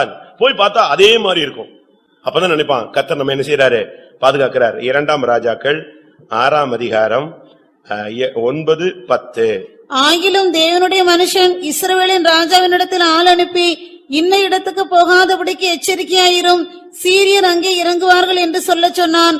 அப்பொழுது இஸ்ரவேலின் ராஜா தேவனுடைய மனுஷன் தன்னை எச்சரித்து தனக்கு குறித்து சொன்ன ஸ்தலத்திற்கு மனுஷரை அனுப்பி பார்த்து எச்சரிக்கையாயிருந்து இப்படி அநேக தரம் தன்னை காத்து கொண்டான். ஒவ்வொரு வாரமும் உனக்கு ஒரு எச்சரிக்கை மெசேஜ் வந்துகிட்டே இருக்கும். இந்த ஆள் எப்ப பார்த்தாலும் டப்பாவே பேசுறாரு, எப்ப பார்த்தாலும் முறைச்சுக்கிட்டே பேசுறாரு, எப்ப பார்த்தாலும் அது இதுன்னு மிரட்டிட்டே பேசுறாரு அப்படின்னு உங்களுக்கு தெரியும். ஆனா ஆவிக்குரிய வாழ்க்கையில தேவன் ஒரு பெரிய கரிசனை உள்ளவரா இருக்கிறார். ஒரு ஆள் இல்ல, இங்க இருக்கிற 400 பேருக்கும் கர்த்தர் பேசணும். அப்படிங்கும்போது ஒவ்வொருத்தருக்கும் ஒவ்வொரு வார்த்தை வந்துகிட்டே இருக்கும். நீங்க அந்த குறிக்கப்பட்ட வார்த்தையை நீங்க கேட்ச் பண்ணிக்கணும். அந்த வார்த்தை உனக்குள்ள வந்து அப்படி நிக்கும், ஆணி அடிச்ச மாதிரி நிக்கும். இது உனக்குரிய வார்த்தை. அந்த வார்த்தையே அவன் அந்த தீர்க்கதரிசி சொல்றான், நீ இந்த இடத்துல சீரியர் வருவாங்க, கவனமா இரு. உடனே ஆள் அனுப்புவான், சீரியர் வந்துருவாங்க, தப்பி போயிருவான். இப்படி அநேகந்தரம் எச்சரிக்கையா இருந்து தன்னை காத்து கொண்டான். அதனாலதான் இன்னைக்கு மெசேஜ் வந்து, நீ விழுந்து தன்னை நிற்கிறவன் என்று எண்ணுகிற எவனும் விழுந்து போகாதபடி எச்சரிக்கையாய் இருக்க கடவன். சரி, நான் இது வரைக்கும் விழுகைக்கான சில காரணங்களை உங்களுக்கு சொல்லிக்கிட்டு வந்தேன். ஏன்னா இப்படி எல்லாம் பலர் விழுந்திருக்காங்க. ஆனா யார் விழமாட்டார், எவைகள் விழாது, அதையும் நம்ம கற்றுக்கொள்ள வேண்டியது அவசியம். நான் அதுக்கு 2-3 வசனங்களை உங்களுக்கு முன்பாக வைக்க விரும்புகிறேன். ஆமோஸ் 9ஆம் அதிகாரம் 9ஆம் வசனம். ஆமோஸ் 9ஆம் அதிகாரம் 9ஆம் வசனம். இதோ ஜல்லடையினால் சலித்தரிக்கிறது போல் இஸ்ரவேல் வம்சத்தாரை எல்லா ஜாதிகளுக்குள்ளும் சலித்தரிக்கும்படிக்கு நான் கட்டளையிடுவேன். ஆனாலும் ஒரு கோதுமை மணியும் தரையிலே விழுவதில்லை. ஒரு கோதுமை மணியும் விழாது. இந்த சபையில நீ வரும் பொழுது கர்த்தர் உன்னை கோதுமை மணியா கொண்டு வரார், பதரா கொண்டு வர மாட்டார். பதறு நம்ம சபைக்கு தேவையில்லை, சாவிகள் நமக்கு தேவையில்லை. பதராய் போன விளையாத சாவித்தன்மை உள்ள அந்த தன்மை உள்ள பயிர்கள் நமக்கு தேவையில்லை. நமக்கு தேவை கோதுமை மணி தான். இந்த கோதுமைய, நல்ல கோதுமையை எடுக்கிறதுக்காக ஜல்லடையில போட்டு நினைச்சுவாங்க, ஜலிப்பாங்க. நல்ல தங்கத்தை எடுக்கிறதுக்காக அது அக்னியில புடமுடப்படுகிறது. அதுபோல நமக்கும் கூட சில நேரங்கள்ல ஜல்லடையில போட்டு புடைப்பார். நம்ம என்ன செய்யறோம், எனக்கு தான் பயங்கர பிரச்சனை, எனக்கு தான் போராட்டம். லூக்கா எழுதின சுவிசேஷத்துல நீங்க பாத்தீங்கன்னு சொன்னா, பேதுருவை புடைக்கிறதுக்கு அவன் அதிகாரம் கேட்கிறான். லூக்கா 22:31. பின்னும் கர்த்தர், சீமோனே சீமோனே, இதோ கோதுமையை சுலகினால் புடைக்கிறது போல சாத்தான் உங்களை புடைக்கிறதற்கு உத்தரவு கேட்டுக்கொண்டான். நானும் உன் விசுவாசம் ஒளிந்து போகாதபடிக்கு உனக்காக வேண்டிக் கொண்டேன். இதே வசனம் தான் ஆமோஸ்ல இருக்கு. சொலகினால ஜல்லடைனால ஜலிக்கிறது போல நான் ஜலிப்பேன், ஆனா ஒரு கோதுமை மணி கூட என்ன செய்யாது, கீழே விழாது. இந்த சபையில நீங்க இந்த சத்தியத்தை கேட்டு ஒரு நல்ல புஷ்டியான ஒரு கோதுமையா நீங்க மாறிட்டீங்கன்னா, என்னதான் பிசாசு உன்னைய ஜலிச்சு எடுக்கட்டுமே, நீ கீழே விட மாட்டேன். அதான் இந்த சத்தியத்தினுடைய மேன்மை. நீ கோதுமை மணியாய் மாறி இருந்தால் வேதம் சொல்லுகிறது, ஒரு கோதுமை மணியும் தரையில விழாது. என்ன புடைக்கட்டும். ஆனா பேதுரு கோதுமை மணியாக மாறாத காலங்களிலே அவனை புடைச்ச போது அவன் பட்ட பாடு உங்களுக்கு எல்லாருக்குமே தெரியும். கோதுமை மணி அவனை போட்டு சொல்லகனால் புடைக்கிறதுக்கு பெர்மிஷன் வாங்கினான், புடைச்சான் பாருங்க, கொஞ்ச நேரத்துல வெனிஞ்சிட்டான், மறுதலிச்சிட்டான், சபிச்சிட்டான், சத்தியம் பண்ணிட்டான். ஆனா கர்த்தர் ஒரு ஜெபம் பண்ணி இருந்தாரு. என்னது? அவன் சபிச்சான், சத்தியம் பண்ணான், மறுதலிச்சான். ஆனா அவனை நிலைநிறுத்தினது எது? இயேசுவின் ஜெபம். ஆண்டவரே, அவன் விசுவாசம் நெஞ்சிடக்கூடாது, ஒளிஞ்சு போயிடக்கூடாது, உனக்காக நான் கர்த்தரிடத்துல வேண்டிக் கொண்டேன். ஆண்டவர் அவர் ஜெபிச்சார். ஆண்டவரே, சொலகனால் புடைக்கிறதுக்கு பெர்மிட் வாங்குறானே இவன், ஏன் தெரியுமா? அவனுக்கு அபிஷேகம் இல்ல. அபிஷேகம் இல்லாதபடினால் பேதுரு மறுதலித்தான், சபித்தான், சத்தியம் பண்ணினான். அப்போஸ்தலர் நடவடிக்கைகள் 2-3 அதிகாரத்துல பாத்தீங்கன்னா, அபிஷேகம் கிடைச்ச பிறகு வந்து சொல்றாங்க, இந்த இயேசுவின் நாமத்தை குறித்து நீ பேசக்கூடாது, இந்த இயேசுவின் நாமத்தை நீ பறைசாற்றக்கூடாதுன்னு சொன்னாங்க. அப்ப அவன் சொன்னா, யாரை பார்த்து சொல்ற? நான் இப்ப அபிஷேகம் பெற்றிருக்கிறேன், இயேசுவின் நாமத்தை குறித்து பேசக்கூடாதுன்னு சொல்றது சரியா? நான் கண்டவைகளையும் கேட்டவைகளையும் எப்படி பேசாமல் இருக்க முடியும்? ஒரு காலத்துல சபிச்சு சத்தியம் பண்ணி மறுதலிச்சு ஓடின அந்த பேதுரு, விழுந்து போன ஒரு தன்மை, சொலகினால் புடைக்கும் பொழுது கீழே விழுந்து விட்ட ஒரு ஆள். ஏனென்றால் அபிஷேகம் இல்லாதபடினால் அவன் கோதுமை மணியாக மாறாத ஒரு நாள். ஆனால் அப்போஸ்தலர் 4ஆம் அதிகாரம் 18, 19, 20 பாருங்கள். அந்த கோதுமை மணி இப்ப பேசுது. அவர்களை அழைத்து இயேசுவின் நாமத்தை குறித்து எவ்வளவும் பேசவும் போதிக்கவும் கூடாது என்று அவர்களுக்கு கட்டளையிட்டார்கள். பேதுரும் யோவானும் அவர்களுக்கு பிரதியுத்தரமாக, தேவனுக்கு செவி கொடுக்கிறதை பார்க்கிலும் உங்களுக்கு செவி கொடுக்கிறது தேவனுக்கு முன்பாக நியாயமாய் இருக்குமோ என்று நீங்களே நிதானித்து பாருங்கள். நாங்கள் கண்டவைகளையும் கேட்டவைகளையும் பேசாமல் இருக்க கூடாது என்றார். பாருங்க, நான் எப்படி பேசாம இருக்க முடியும்?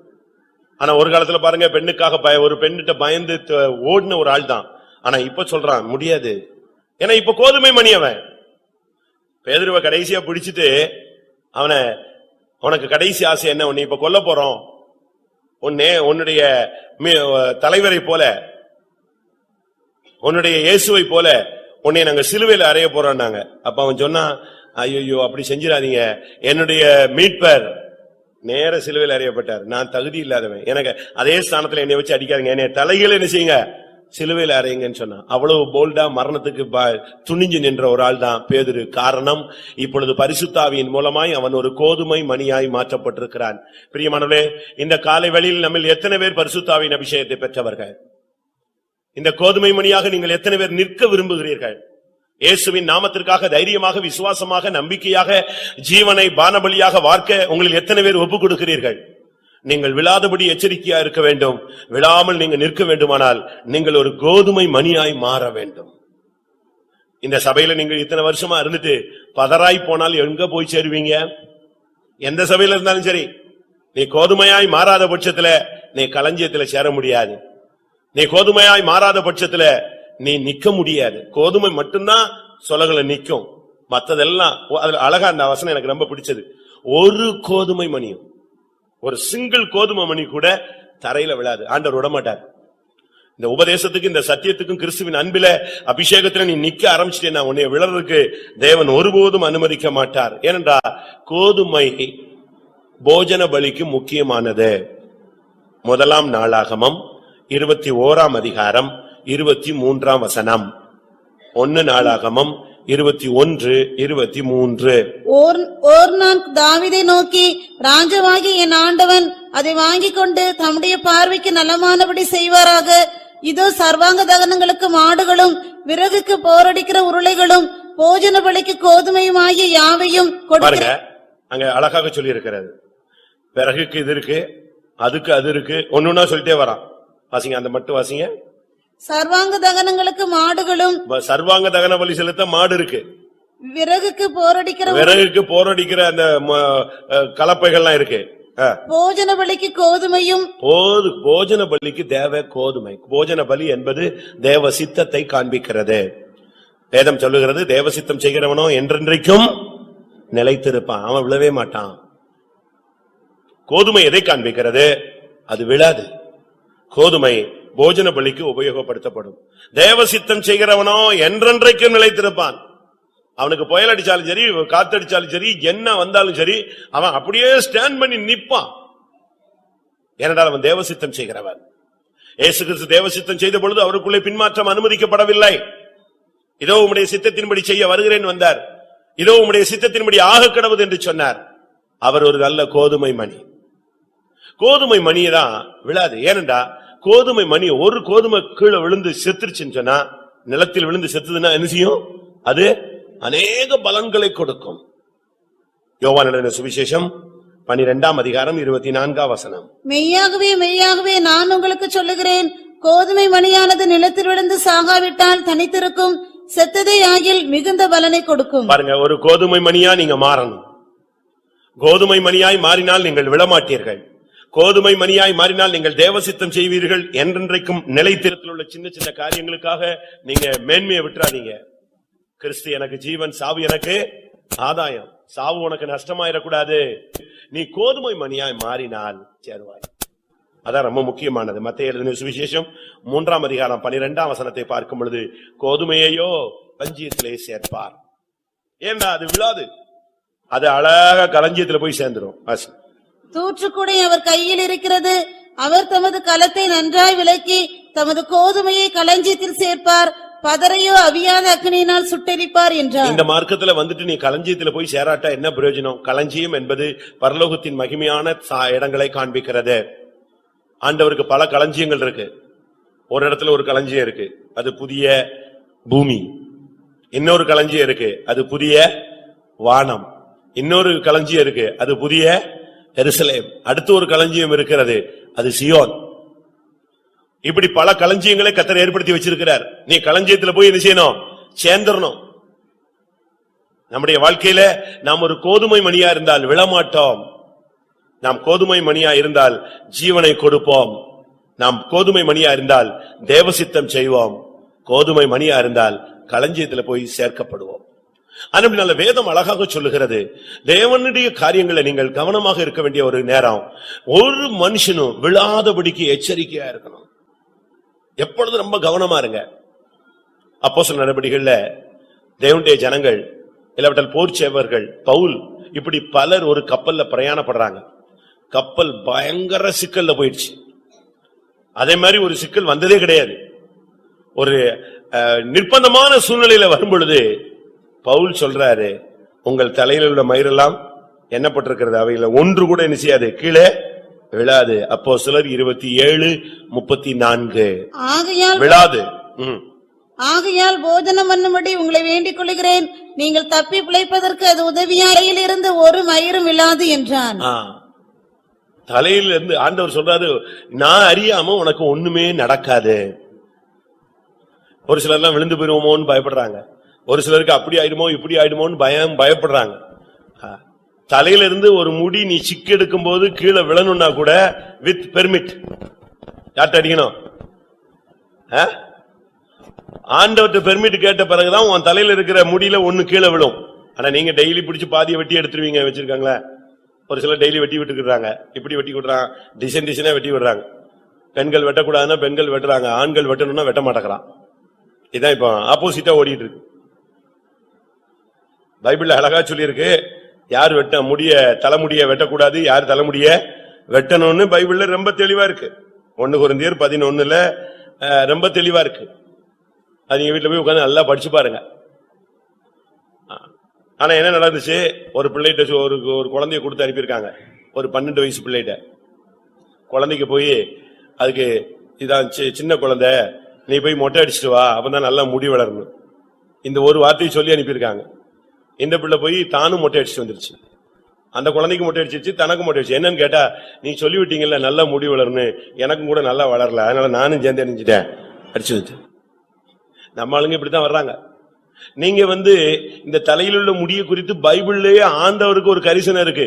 உன் தலையில் உள்ள முடியெல்லாம் என்ன செய்யப்பட்டிருக்கிறது, எண்ணப்பட்டிருக்கிறது. ஆண்டவர் அறியாம அது விழாது. அப்படி இருக்கும்போது உன்னுடைய வாழ்க்கையில ஏதாவது தேவன் அறியாம சம்பவிக்குமா? புருஷன் செத்துறான், மனைவி செத்துறா, அம்மா செத்துறா, அண்ணன் செத்துறான், தம்பி செத்துறான், குழந்தை செத்துறது, உடனே விசுவாசத்தை விட்டு போயிடுறாங்க, சத்தியத்தை விட்டு போயிடுறாங்க. எனக்கு மட்டும் ஏன் இப்படிங்கிற ஒரு பெரிய கொஸ்டின், எல்லாருக்கும் கொஸ்டின் வந்துகிட்டே இருக்கு. எனக்கு மட்டும் அது நடந்துருச்சு, எனக்கு மட்டும் அது நடந்துருச்சு, எனக்கு மட்டும் அது நடந்துச்சு. நீங்க உங்களுக்கு மட்டும்தான் நீங்க நினைச்சது நடந்துகிட்டே இருக்கு. நம்ம விசுவாசிகள் வீட்டுக்கு அங்க ஒரு குட்டி பையன் வந்தான். எனக்கு ஏற்கனவே தெரியும் இவங்களுக்கு 2 பிள்ளை தானே, இது என்னன்னு கேட்டேன். அப்ப அவனை கேட்டா அவன் நகைலாம் போட்டிருந்தான், குட்டி பையன். அப்ப அவங்க சொன்னாங்க, பக்கத்துல உள்ள ஸ்கூல் ஓனருடைய பேரன்.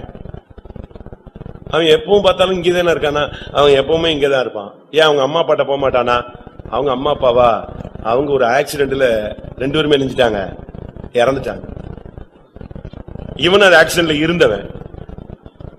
அடிச்ச உடனே இவன் எப்படியோ அந்த கண்ணாடி வெளியே எங்க வந்துட்டான், வெளியே போயிட்டான். சின்ன குழந்தை, இவனை வெளியே தூக்கி எரிஞ்சிருச்சு. அது அடிச்ச அடியில் அம்மாவும் அப்பாவும் செத்துட்டாங்க. இப்ப அந்த பையன் இருக்கான். நான் எதுக்கு இதை சொல்றேன்னா, அவனுடைய வாழ்க்கை எப்படி இருக்கும் நீங்க யோசிச்சு பாத்தீங்களா? நம்ம நினைக்கிறோம் நமக்கு மட்டும்தான் நினைஞ்சிருச்சு, புதுசா ஒண்ணு நடந்துருச்சுன்னு நினைக்கிறோம். அப்படி அல்ல. நம்முடைய வாழ்க்கையில நடந்தது எல்லாருடைய வாழ்க்கையில நடக்குது. ஆனா ஒன்று, உங்களுடைய வாழ்க்கையில தேவன் அறியாம நடக்காது. எத்தனை பேரை விசுவாசிக்கிறீங்க? எழும்பல பாத்தீங்களா? தேவன் அறிஞ்சா ஏன் இப்படி எல்லாம் நடக்குது, எங்க அம்மா செத்து போயிருவாங்களா, எல்லாருக்கும் அம்மா உயிரோட இருக்காளா, எனக்கு மட்டும் தானே செத்து போயிட்டாங்க அப்படிங்கிறோம். அப்படி அல்ல. தேவன் அறியாம உனக்கு ஒண்ணு நடக்காது. ஏன்னா எல்லாத்துக்குமே ஒரு டேட் பிக்ஸ் பண்ணி வச்சிருக்காரு. அந்தந்த டயத்துல அவங்கவுங்க என்ன செய்வாங்க, பாஸ் ஆகிட்டே இருப்பாங்க. நம்முடைய பாஸ்டர் மும்பைல ஒரு பெரிய பாஸ்டர் இருந்தார். அவர் சொன்னார், 5:25 நான் என் ஓட்டத்தை முடிப்பேன். உடனே அவங்க என்ன பண்ணிட்டாங்க, 4 மணி பிளைட்ல எங்க ஏத்திட்டாங்க, பயந்து போய் சென்னைக்கு ஏத்திட்டாங்க. 5:25 பிளைட்லயே அவர் நெஞ்சிட்டாரு, இறந்துட்டாரு. ஆண்டவர் சொன்ன டைம் அது அப்பாயின்மெண்ட் டைம். அதுபோல நமக்கு நம்ம விசுவாசிக்கணும். நம்ம தேவனை அறியாம நமக்கு ஒண்ணுமே என்ன செய்யாது, நடக்காது. வேலை கிடைக்குதா அது தேவன் அறியாம நடக்க, வேலை போகுதா தேவன் அறியாம நடக்க. எல்லாமே தேவன் கால்குலேட் கரெக்டா வச்சிருக்கிறார். ஆனா நீ அந்த கால்குலேஷன்ல கரெக்டா உள்ள வந்துகிட்டே இருந்தீனா கர்த்தர் எல்லாம் நன்மைக்கு எதுவாய் நெஞ்சிட்டே இருப்பாரு. அவரிடத்தில் அன்பு கூறுகிறவர்களுக்கு சகலமும் நன்மைக்கு எதுவாய் நடக்கிறார். ஒருபோதும் தேவன் தீமையை அனுமதிக்கிறது இல்ல. இந்த நாசரேத்துல உள்ள ஒரு ஃபேமஸான ஊழியத்துக்கு எடுக்காம விட்டுட்டாங்க ஒரு ட்ரிப். அவர் எங்க ஓடிட்டாராம், ரயில்வே டிராக்ல ஓடிட்டாராம் செத்து போறதுக்கு. என்ன ஊழியத்துக்கு எடுத்து ஓடிட்டாராம். திருப்பி எல்லாரும் டிராக்ல ஓடி போய் நிஞ்சிருக்காங்க, பிடிச்சிட்டு வந்தாங்கன்னு கேள்விப்படுறேன். பேர சொன்னா நீங்க கண்டுபிடிச்சிருவீங்க, உங்களுக்கு என்ன ஃபிகர். திருப்பி அவர் அடுத்த வருஷம் ஊழியத்துக்கு வந்துட்டாருன்னு வச்சுக்கோங்களேன். ஆனா பாஸ்டர் டிவி நீங்க படிச்சு பாத்தீங்கன்னா 7 வருஷம் ஊழியத்துக்கு வந்து நீ சரியில்லை நடத்திப்பில்ல போட்டாங்க. 7 வருஷம் கழிச்சுதான் அவர் ஊழியத்துக்கு நெஞ்சாங்க எடுத்தாங்க. ஆனா 7 வருஷம் கழிச்சு வந்ததுனால அவர் ஸ்டாண்ட் பண்ணி சபையினுடைய தலைமை போதகரா நெஞ்சாரு, மாறினார் ஒரு பக்குவத்துக்குள்ள வந்ததுனால. அப்ப தேவன் அறியாம ஒண்ணுமே நடக்காது. உன் தலையில் உள்ள ஒரு மயிர் கூட விழாதுங்கும் போது நம்ம எவ்வளவு கவனம். தேவன் அறியாம அப்போஸ்தலர் நடபடிகள் 27ஆம் அதிகாரம் ஒரு பயங்கரமான ஒரு மோசமான கண்டிஷன். கப்பலே உடைஞ்சு நொறுங்கி போய் பலகையை பிடிச்சிட்டு எல்லாரும் வெளியே வராங்க. எல்லாருக்கும் செத்துருவோங்கிற முடிவு உண்டாயிடுச்சு. போர் சேவகர்கள் சொன்னாங்க இவங்களெல்லாம் வெட்டிடலாம், இவெல்லாம் குற்றவாளி தானே, குற்றவாளி ஏன் உயிரோட வைக்கணும், எல்லாத்தையும் கொண்டுட்டு நம்ம தப்பி போலான்ட்டாங்க. அவங்க படவெல்லாம் இறக்க ஆரம்பிச்சிட்டாங்க. கப்பல்ல இருந்து இந்த லைஃப் போட்டை இறக்கிட்டு தப்பி போக பார்த்தாங்க. கடைசியில பாத்தீங்கன்னா கப்பல் தட்டி உடைஞ்சு நொறுங்கி போச்சு. ஆனா பவுல் ஆண்டவர்கிட்ட பேசினார். ஆண்டவர் பவுல்கிட்ட பேசினாரு, ஒரு மயிரும் கீழே விழாது, உன் தலையில் உள்ள ஒரு முடி கூட விழாது, அவங்க அவ்வளவு வரை நான் காப்பாற்றுவேன்னு சொன்னார். விழுகையை தேவன் அனுமதிக்கிறது இல்லைன்னு சொல்றேன். அதுக்கு தான் நான் சொல்லிட்டு வரேன். விழுகை தேவன் வாஞ்சிக்கிற காரியமே கிடையாது. உன் தலையில் உள்ள ஒரு முடி கூட கீழே விழாதுன்னா உன்னைய விழுதுக்கு தேவன் விடுவாரா? உள்ளங்கைகள் வரைந்து வைத்திருக்கிறார். அவன் எத்தனை தரம் தள்ளினாலும் கர்த்தர் உன்னை தூக்கி எடுத்து நிறுத்துவார். விழுந்துட்டியா சோர்ந்து போகாத. மீகாவின் புஸ்தகத்துல வாசிக்கிறோம், நான் விழுந்தாலும் எழுந்திருப்பேன், என் சத்துருவை எனக்கு விரோதமா என்ன செய்யாதே, நீ பெருமை பாராட்டாதே, சந்தோஷப்படாதே. மீகா 7ஆம் அதிகாரம் 8ஆம் வசனம்.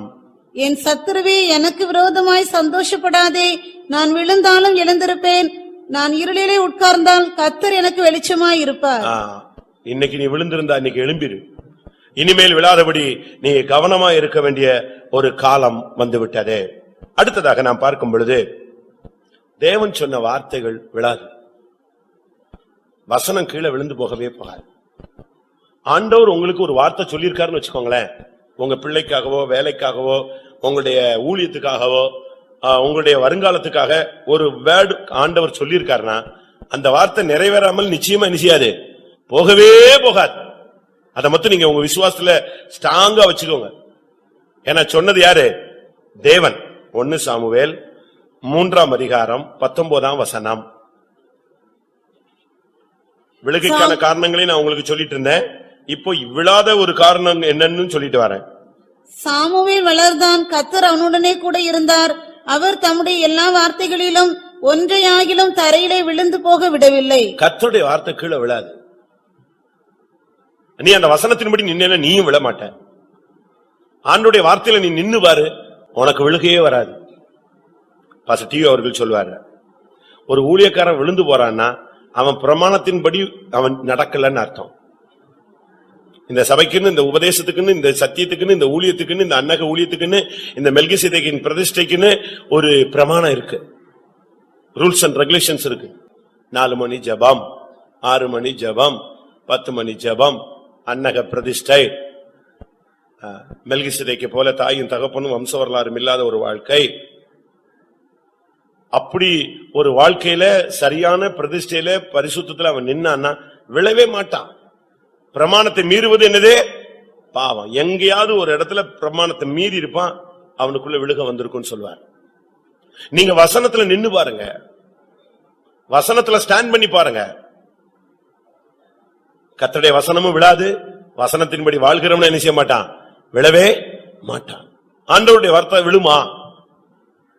25 வருடங்களுக்கு முன்பாக ஆண்டவர் ஒரு வார்த்தை ஆபிரகாம்கிட்ட சொன்னார், நான் உனக்கு ஒரு சந்ததி தருவேன்.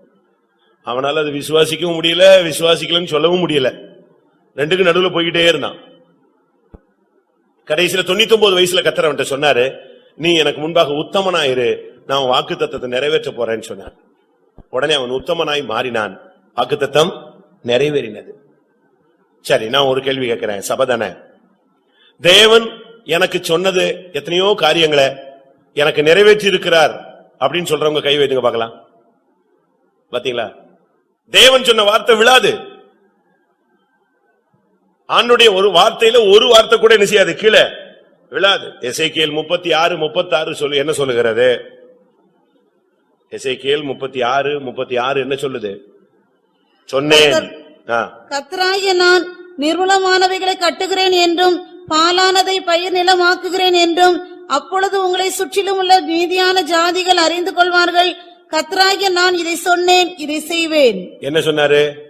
பரிசுத்தமா இருக்கிறவன பரிசுத்தமாக்கிட்டாரா? நீங்க அந்த வசனத்தை நல்லா படிச்சு பாருங்க. விழுந்து போனவங்க எல்லாம், சோர்ந்து போனவங்க, விடாய்த்து போனவங்க, நொறுங்கி போனவங்க, அந்த வசனத்தை நல்லா படிங்க. வாசிங்க, மறுபடியும் வாசிங்க.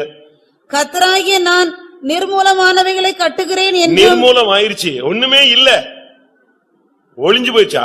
ஒண்ணும் இல்ல, நிர்மூலமானவைகள். ஆனா அதை நான் எடுத்து கட்டுகிறேன். அடுத்து பாலானதை பயிர் நிலமாக்குகிறேன் என்றும். சுத்தமா போயிருச்சு, தரிசு நிலமா போயிடுச்சு, உப்பு விதைச்சுட்டான், இனி அதுல ஒண்ணுமே நடக்காது, செயல்படாது. ஆனா கர்த்தர் சொல்றாரு, நான் அதை பயிர் நிலமாய் மாற்றுவேன். இதை சொன்னேன். அப்பொழுது உங்களை சுற்றிலும் உள்ள மீதியான ஜாதிகள் அறிந்து கொள்வார்கள். கர்த்தராகிய நான் இதை சொன்னேன், இதை செய்வேன். எப்படி? ஆண்டவர் சொன்னால் அதை செய்யாம இருப்பாரா? வானமும் பூமியும் ஒளிந்து போனாலும் கர்த்தருடைய வார்த்தையில ஒரு உறுப்பு கூட என்ன செய்யறது இல்ல, ஒளிந்து போகிறது இல்ல. கர்த்தர் உனக்கு சொன்னா சொன்னதுதான். நீங்க சும்மா நடைமுறையில் உள்ள ஒரு உதாரணத்தை சொல்றேன். பாஸ்டர் டிவி அவர்கள் மும்பைல ஊழியம் செய்யும் போது, சின்ன பிரதரா ஊழியம் செய்யும் போது, எத்தனையோ வருஷத்துக்கு முன்னால ஒரு நாள் ஆண்டவர் பேசினாராம். நான் உன்னை இந்த சபையில உயர்ந்த ஸ்தானத்துக்கு கொண்டு வருவேன், சபையை லீட் பண்ற லெவலுக்கு கொண்டு வருவேன். அவர் அத மனசுல மட்டும் வச்சுக்கிட்டார். அப்ப அவரு ரொம்ப சின்ன பிரதர். ஆனா கொஞ்ச நாள் கழிச்சு பாத்தீங்கன்னா சுகர்ல பாதிக்கப்பட்டார் சுத்தமா. அது பிறகு சபையில இருந்து அவரை கொண்டு வந்து சென்டர்ல வச்சுட்டாங்க. முடிஞ்சு போச்சு. அவருக்கு ஊழியமே நிச்சய முடியாது, செய்ய முடியாது. ஃபுல்லா போயிட்டாரு. ஜபங்களுக்கு கூட அவரால் எழும்பி தனியா போக முடியாத அளவுக்கு வீக் ஆயிட்டாரு. அப்ப அவருக்குள்ளேயே ஒண்ணு, சரி நம்ம இனிமே என்ன செய்யணும், நம்ம வயசு முடிஞ்சு, நம்ம ஊழியம் முடிஞ்சிருச்சு போல் இருக்கு, கர்த்தர் நம்ம எடுக்க போறாருன்னு சொல்லிட்டு டெய்லி உட்கார்ந்து இந்த வியாதியின் மூலமா என்னை பரிசுத்தமாக்குறேன், பரிசுத்தமாக்குறேன், பரிசுத்தமாக்குறேன், ஆண்டவரே நான் என்னை பரிசுத்தமாக்குறேன், நான் எல்லாத்தையும் ஒப்புரவாயிடுறேன், எல்லாம் அப்படி சுத்திருச்சு தன்னை லெவல் பண்ணிக்கிட்டே இருக்காரு. ஏன்னா சுகர் ஜாஸ்தி ஆயிடுச்சு. இனி ஒரு நாள்ல காலையில ஸ்தோத்திர ஜபத்துக்கு போக முடியாம தன்னுடைய பெட்லயே உட்கார்ந்து எந்திரிச்சு உட்கார்ந்து பிரைசிங் பண்ணிட்டு இருக்கும் போது தனியா திடீர்னு பாத்தீங்கன்னா அவருக்கு உள்ள இருந்து ஒரு உருவம் வெளியே வந்து நின்னுச்சு. உள்ளுக்குள்ள இருந்து வெளியே வருது, இவருக்குள்ள இருந்து ஒரு கருப்பு உருவம் வந்து வெளியே நின்னுச்சு. அப்ப இவரு பாக்குறாரு, இது எங்க இருந்து வந்துச்சுன்னு பார்த்தா எங்க இருந்து வருது, இவருக்கு உள்ள இருந்தா வெளியே வந்து நிக்குது. உடனே ஆண்டவரே இது என்ன, இது புதுசா இருக்கு, எனக்குள்ள இருந்து ஒரு கருப்பு உருவம் வருது அப்படின்னு. மேல இருந்து ஒரு சத்தம், இதுதான் உன்னைய கட்டுப்படுத்தி வச்சிருந்த சர்க்கரை வியாதியின் ஆவி, சுகர் ஆவின்னு சொல்லிச்சான். உடனே அவரு, இந்த சுகர்ல நான் பரலோகத்துக்கு போயிருவேன்னு நினைச்சுக்கிட்டு இருந்தேன், இது என்னது, இது பொல்லாத ஆவியா? ஆவியில நிறைஞ்சு கத்தி அதை துரத்தி விட்டார். அது அப்படியே ஒரு மனுஷனை போல இவர் ரூம் விட்டு வெளியே போய் ஃபெய்தம் விட்டு வெளியே போய், ஃபெய்தமுக்கு எதிர்த்தாக்குல சீக்கியர்களுடைய குருத்துவாரா இருக்கு, அது சைடு வழியா அது போயிடுச்சான். அப்பதான் இவருக்கு புரிஞ்சுது, ஓஹோ சுகர் வந்து நம்மளை பரிசுத்தப்படுத்துற வியாதி இல்ல, நம்மளை அழிக்கிற ஒரு வியாதி. வியாதி ஒரு மனிதனை பரிசுத்தமாக்காது, ஒரு மனுஷனை சரிப்படுத்தும், உடைக்கும், சரிப்படுத்தும். ஆனா பரிசுத்தமாக்க வியாதிக்கு என்ன கிடையாது, சக்தி கிடையாது. இது பிசாசு. உடனே அபிஷேகத்தில் நிறைஞ்சாரு, சுகர் போய்விட்டது. எல்லாரும் சொன்னாங்களா, நீங்க செக் பண்ணுங்க, நீங்க செக் பண்ணுங்க, உண்மையா போச்சுன்னு நீ சொல்றீல்ல. அடுத்த நாள் எழும்பிட்டாரு, சரீரம் மறுபடியும் புஷ்டி ஆயிடுச்சு, நார்மல் ஸ்டைல்ல வந்துட்டாரு, ஊழியத்துக்கு எழும்பி செய்யற லெவலுக்கு வந்துட்டாரு. அப்ப எல்லாரும் சொன்னாங்க, இல்ல நீ செக் பண்ணு, நீ செக் பண்ணு, நீ செக் பண்ணுன்னு. இவர் சொன்னாரா, நான் எதுக்கு ஆண்டவரை பரிசோதிக்கிறேன், ஆண்டவர் சுகமாக்கிட்டாரு போன்னு சொல்லிட்டு போயிட்டாரு. உடனே ஒரு மாதம் ஆச்சு, நல்ல ஆள், நல்லா டெவலப் ஆயிட்டாரு. திடீர்னு சென்னையில இருந்து ஒரு போன், டிரான்ஸ்பர் டு அமெரிக்காவோ இங்கிலாண்டோ மாத்திட்டாங்க. எப்படி இருக்கும்? சுகமானது ஒரு மாசம். அப்ப என்ன ஆயிடுச்சு, அவர் மெடிக்கல் செக்கப்புக்கு என்ன செய்ய வேண்டியிருந்துச்சு, போக வேண்டிய ஒரு கட்டம். வெளிநாட்டுக்கு போறாங்க, போய் செக் பண்ணா எதுவே இல்ல, சுகரே இல்ல.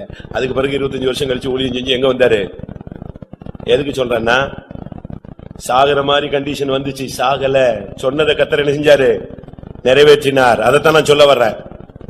நீங்க உடனே சுகராவி கற்பனையில போயிடாதீங்க. அப்படி நீங்க அதுலயே நம்ம ஆளுங்க வந்து அந்த சம்பவத்தை தான் நினைவுல வச்சிருப்பான், பிரசங்கத்தை விட்டுருவான். மாங்காய் கொட்டை எவ்வளவு பெருசா இருக்குன்னு சொல்லக்கூடாது, மாம்பழம் எப்படி இருந்துச்சுங்கிறது தான் நமக்கு என்னது ரொம்ப முக்கியம். ஆவிக்குரிய வாழ்க்கையில வந்துட்ட பிறகு நீங்க யோசிச்சு பாருங்க, கர்த்தர் சொன்னால் அதை நிறைவேற்றுவார்.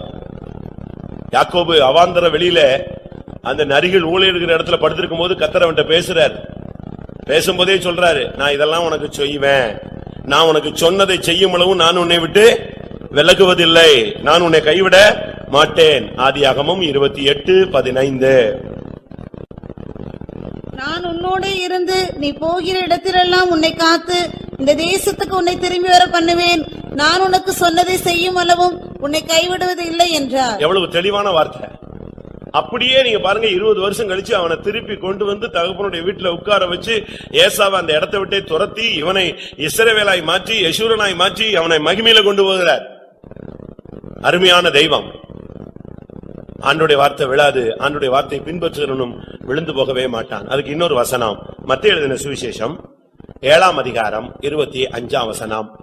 மத்தேயு 7:25. பெருமலை சொரிந்து பெருவெள்ளம் வந்து காற்று அடித்து அந்த வீட்டின் மேல் மோதியும் அது விழவில்லை, ஏனென்றால் அது கன்மலையின் மேல் அஸ்திபாரம் போடப்பட்டிருந்தது. இங்க இயேசு கிறிஸ்து ஒரு காரியத்தை சொல்றாரு. 2 மனுஷன், 2 வீடுகள். ஒருத்தன் புத்தி உள்ள மனுஷன், இன்னொருவன் புத்தி இல்லாத மனுஷன். புத்தி உள்ள மனுஷன் கன்மலையிலே அஸ்திபாரம் போட்டு வீட்டை கட்டுகிறான். புத்தி இல்லாத மனுஷனோ மணலின் மேல் அஸ்திபாரம் போட்டு தன்னுடைய வீட்டை கட்டுகிறான். அங்க அழகா சொல்லுகிறார், புத்தி இல்லாத மனுஷனுக்கு ஒப்பிடுவேன், புத்தி உள்ள மனிதனுக்கு ஒப்பிடுவேன். அதுக்கு காரணம் என்னன்னா, அவங்க கட்டின வீடு அல்ல, வீடு அதே வீடுதான். கண்மலையில கட்டினவனு வீடுதான் கட்டினான், மணல்ல கட்டினவனு வீட்டை தான் கட்டினான். ஆனா அவன் போட்ட அஸ்திபாரம் தான் என்னது முக்கியம். உன்னுடைய வாழ்க்கையில இந்த மார்க்கத்துல வந்துட்ட பிறகு உன்னுடைய விசுவாச ஜீவியத்தினுடைய அஸ்திபாரம் ரொம்ப முக்கியம். ஏனென்றால் கடைசி காலம் அஸ்திபாரங்களும் அசைகிறதே, நீதிமான் என்ன செய்வான்? நீ விழாம இருக்கணும்னா உன்னுடைய அஸ்திபாரம் பேஸ் சரியா இருக்கணும். உன்னுடைய பவுண்டேஷன் சரியா இருந்தா நீ என்ன வந்தாலும் விழமாட்ட. இந்த ஊமையை இயேசு ஏன் சொன்னார்? மத்தேயு எழுதின சுவிசேஷம் 7ஆம் அதிகாரத்துல நீங்க 21 இருந்து படிச்சு பார்த்துக்கிட்டே வந்தீங்கன்னா, பரலோகத்தில் இருக்கிற என் பிதாவின் சித்தத்தின்படி செய்கிறவன் எவனோ அவன் பரலோக ராஜ்யத்தில் பிரவேசிப்பான், கர்த்தாவே கர்த்தாவே என்று சொல்லுகிறவன் அதில் பிரவேசிப்பது இல்லை. அப்ப நம்ம டெய்லி எத்தனை ட்ரிப்பு கர்த்தாவே கர்த்தாவேன்னு கூப்பிடுறோம், நம்ம போக மாட்டோமா? அப்படி அல்ல. அதுக்கு வசனம் அழகாக சொல்லி இருக்கிறது. உம்முடைய நாமத்தில் பிசாச துரத்தணும்னு சொல்றீங்க, உம்முடைய நாமத்துல தீர்க்க தரிசனம் சொன்னோம்னு சொல்றீங்க, உம்முடைய நாமத்துல அற்புதங்களை செய்தோம்னு சொல்றீங்க, கரெக்ட். ஆனா உங்களுக்கு அஸ்திபாரம் இல்லையே. வீடு தானே நீ கட்டி இருக்கிற, வீடு நீ கட்டி இருக்கிற, பிசாச துரத்தி இருக்கிற, கரெக்ட். அற்புதங்கள் செஞ்சிருக்கிறீங்க, ரைட்டு. தீர்க்க தரிசனம் ரோட்ல போறவனுக்கு எல்லாம் சொல்றீங்க, கரெக்ட். ஒரு காலத்துல பாஸ்டர் கேசி வர்கீஸ் அவர்கள் 9 விதமான வரங்களும் நிறைந்து சபையில காணப்பட்டார். ஒரு விசுவாசியோ ஊழியக்காரனோ யாரு, ஒரு அவிசுவாசியோ யாரு உள்ள வந்தாலும் அவன் என்ன நினைக்கிறாங்கறத சொல்லுவாரு. அப்படியே மயங்கி கிடப்பாரு, சோடாவை ஊத்துவாங்க, எந்திரிச்ச உடனே தீர்க்கதரிசனம் சொல்லுவாரு. எத்தனையோ போலீஸ் அதிகாரிகள் தங்களுடைய கண்டுபிடிக்க முடியாத கேசுகள் எல்லாம் இவற்றை வந்து கேட்டு செஞ்சுட்டு போனாங்க. எங்கேயோ நடந்த சம்பவம் கரெக்டா சொல்லுவார். ஏன்னா தீர்க்க தரிசனம், தீர்க்க தரிசனம் சொல்றது ரொம்ப ஈஸி, அற்புதம் செய்யறது அதை விட ஈஸி, விசுவாச துரத்துறது அதை விட சுலபம். இன்னைக்கு அப்படித்தான் எல்லா இடத்துலயும் நடத்துறாங்க. ஆனா இயேசு சொன்னாரு, நீ அற்புதம் எல்லாம் செஞ்ச, ஆனா நான் உன்னை அறியவில்லை. அப்பதான் அவங்க கேக்குறாங்க, எப்படி ஆண்டவரே எல்லாம் உம்முடைய நாமத்துல தானே செஞ்சோன்னு. அப்பதான் அவர் சொல்றாரு 24ல, நான் சொல்லிய இந்த வார்த்தைகளை கேட்டு இவைகளின்படி செய்கிறவன் எவனோ அவனே கன்மலையின் மேல் தன் வீட்டை கட்டின புத்தியுள்ள மனுஷனுக்கு ஒப்பிடுவேன். அவனும் கிறிஸ்தவன் தான், அவங்க கையிலயும் பைபிள் தான் இருக்கு, அவனுக்கும் பரிசுத்த ஆவி தான் இருக்கு, அவன் அற்புதம் தான் செய்யறான், அவனும் வீடுதான் கட்டினான், இவனும் வீடுதான் கட்டினான், 2 பேரும் வீடுதான் கட்டினாங்க. ஆனா அஸ்திவாரம் போட்ட இடம் தான் முக்கியம். அதே அளவு பணம் செலவழிச்சாச்சு. என்ன நடந்துச்சு? இந்த ஆக்கிரமிப்புல போய் பெரிய பெரிய வீடுகள் கட்டிடுவாங்க, பெரிய பெரிய மாடிகள் கட்டிடுவாங்க, கோடிக்கணக்கான பணத்தை கொடுத்து இடத்த வாங்கிடுவாங்க. ஆனா பிரச்சனை வரும்பொழுது பில்டிங் நெஞ்சிடறான், இடிச்சிடறான், ஒண்ணுமில்லாம போயிடும். அது போலதான் இன்றைக்கு கிறிஸ்தவ உலகில அஸ்திபாரத்தை பரிசோதிக்கிற நாள் வந்து கொண்டிருக்கிறது. உன்னுடைய அஸ்திபாரம் எப்படி இருக்கு? கன்மலை அது கிறிஸ்து, போடப்பட்ட அஸ்திபாரம் கர்த்தராகிய இயேசு கிறிஸ்து. அந்த அஸ்திபார கற்கள் யார்? எபேசியர் 2ஆம் அதிகாரம் 19-20 நீங்க பாத்தீங்கன்னா அஸ்திபாரம் கன்மலையில போடணும். அந்த அஸ்திபாரத்துல நீ கட்டி, ஒரு விசுவாசி மாளிகை, ஊழியக்காரன் அஸ்திபார கற்கள். வாசிங்க. ஆகையால் நீங்கள் இனி அந்நியரும் பரதேசிகளுமாய் இராமல் பரிசுத்தவான்களோட ஒரே நகரத்தாரும் தேவனுடைய வீட்டாருமாய் இருந்து அப்போஸ்தலர் தீர்க்கதரிசிகள் என்பவர்களுடைய அஸ்திபாரத்தின் மேல் கட்டப்பட்டவர்களுமாய் இருக்கிறீர்கள். அதற்கு இயேசு கிறிஸ்து தாமே மூளைக்கல்லாய் இருக்கிறார். இயேசு கிறிஸ்து மூளைக்கல்லு. அதுக்கு மேல உள்ள அஸ்திபார கற்கள் எல்லாம் அப்போஸ்தலர் தீர்க்கதரிசிகள். அதுக்கு மேல விசுவாசிகள் மாளிகையாக கூட்டி கட்டப்பட்டு எழுப்பப்பட்டு வருகிறீர்கள். இந்த அஸ்திபாரம் கரெக்டா ஸ்ட்ராங் பவுண்டேஷன் நீ போடணும். சரியான கன்மலை உபதேசத்துல அஸ்திபார கற்கள் அந்த அப்போஸ்தல உபதேசத்துல உன்னைய கட்டி எழுப்பணும்.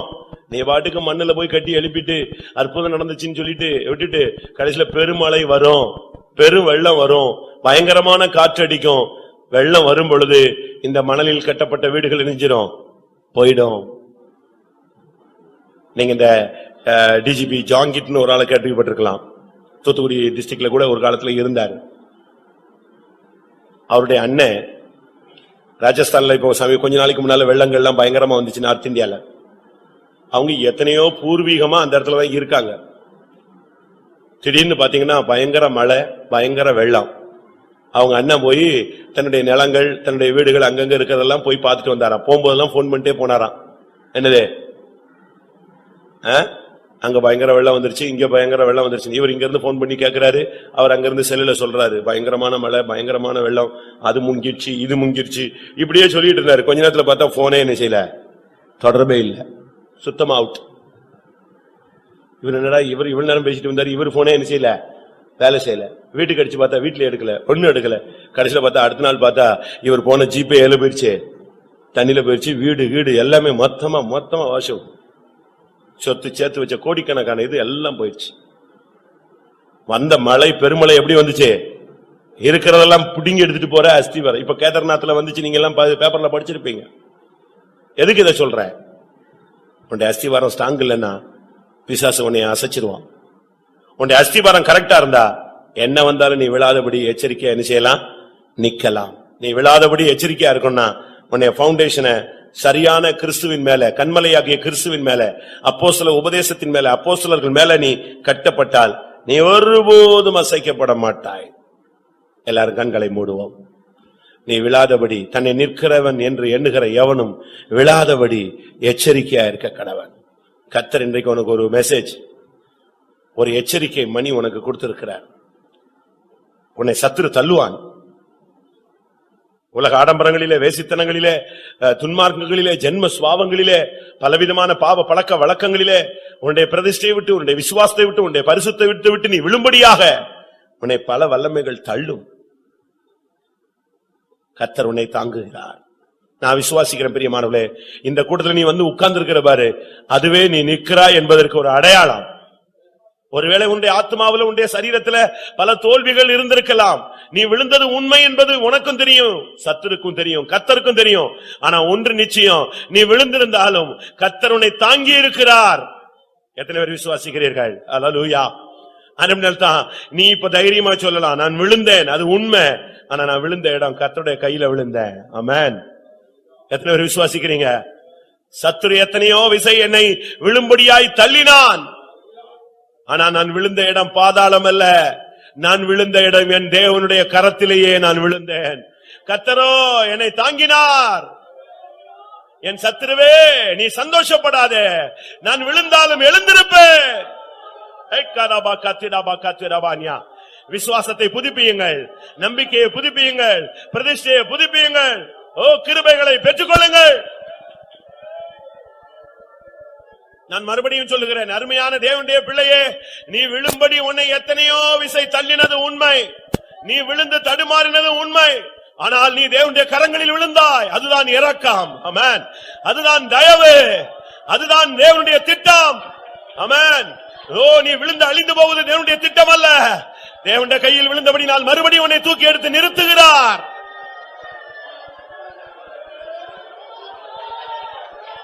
ஹalleluya, ஹalleluya. ரெக்கபீனா சந்தனக்கி.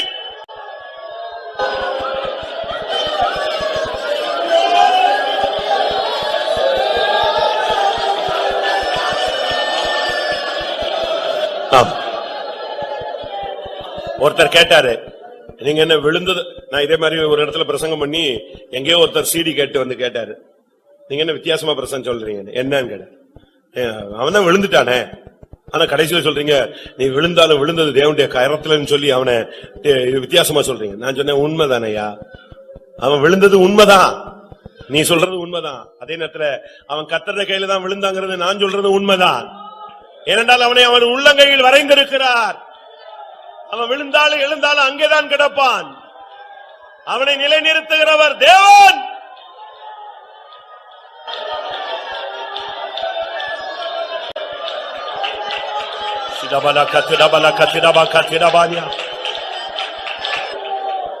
நம்ம கண் முன்னால இந்த தெய்வீக உபதேசத்தில் சத்தியத்திலிருந்து விழுந்து போனவர்கள் உண்டு. ஆனா அதே நேரத்துல நம் கண் முன்னாலேயே அவங்க மறுபடி புதுப்பிக்கப்பட்டதும் உண்மை. அது உங்களுக்கு தெரியுமா? அதுக்கு காரணம் அநேகருடைய ஜெபம். அந்த 3ஆம் மத்தியிலிருந்து விழுந்த வாலிபன் மேலே அந்த அப்போஸ்தல ஊழியன் போய் விழுந்தான். ஆண்டவரே, இவனை எழுப்பு. உனக்காக ஜெபிக்கிற ஒரு கூட்டம், ஓ, உன்னை மறுபடியும் தூக்கி எடுத்து நிறுத்தும் கூட்டம்.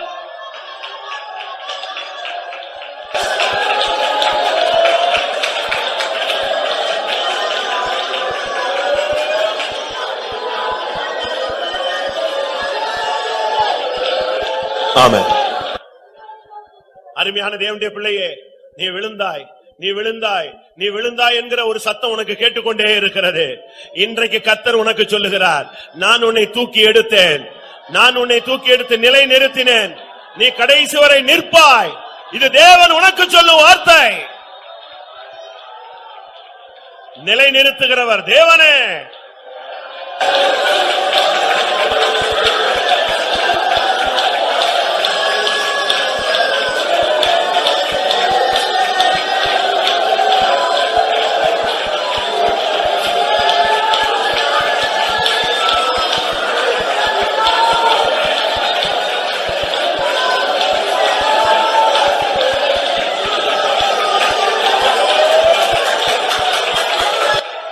ஆமென்.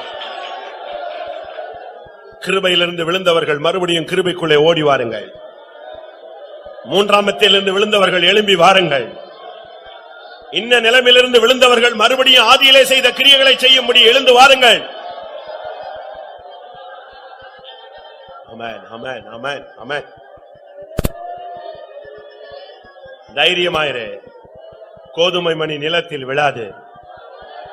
நீ விழுகைக்காக அழைக்கப்பட்டவன் அல்ல, நீ தேவசித்தம் செய்யும்படியாக அழைக்கப்பட்டவன். நீ களஞ்சியத்திலே சேர்க்கும்படியாக அழைக்கப்பட்டவன். நீ எடுத்துக் கொள்ளப்படக்கூடிய சபையில் நிலைக்கப்பட்டவன். என்ன வந்தாலும் பயப்படாத.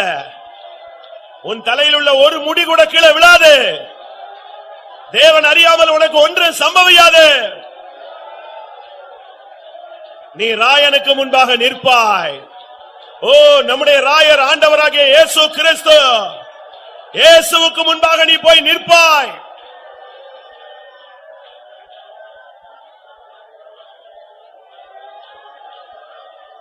அபிஷேகத்தினால் உங்களுடைய அஸ்திபாரத்தை உறுதிப்படுத்திக் கொள்ளுங்கள்.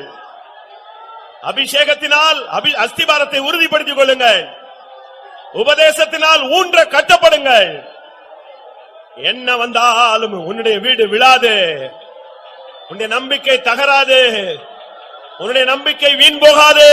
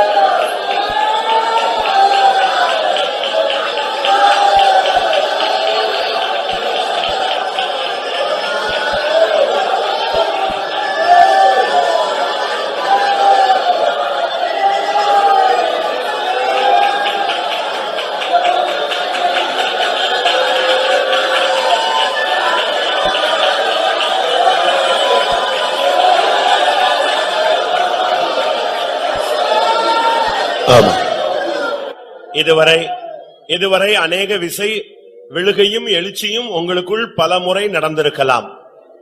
ஒரு குழந்தை கீழே விழும், திரும்ப எழும்பிவிடும். ஒரு குறிக்கப்பட்ட காலம் வரை இது தொடர்ச்சியாய் அந்த பிள்ளைக்குள்ளே நடக்கிற ஒரு காரியம். விழும், அடிபடும், எழும்பும், திருப்பி ஓடும், நடக்கும், விழும். ஆனா ஒரு சர்டன் ஸ்டேஜுக்கு பிறகு அது விழாது. ஆமென். அதுபோல நீ கடந்த காலங்களிலே பல காரியங்களிலே நீ விழுந்து விழுந்து நீ தடுமாறிக் கொண்டிருந்திருப்பாய். ஆமென். இன்றைக்கு பெறுகிற அபிஷேகம் உன்னை நிலைநிறுத்தும் அபிஷேகம், விழாதபடி உன்னை காத்துக்கொள்ளக்கூடிய அபிஷேகம், எச்சரிக்கையாய் உன்னை பாதுகாக்கக்கூடிய ஒரு அபிஷேகம். ஹல்லேலூயா, ஹல்லேலூயா.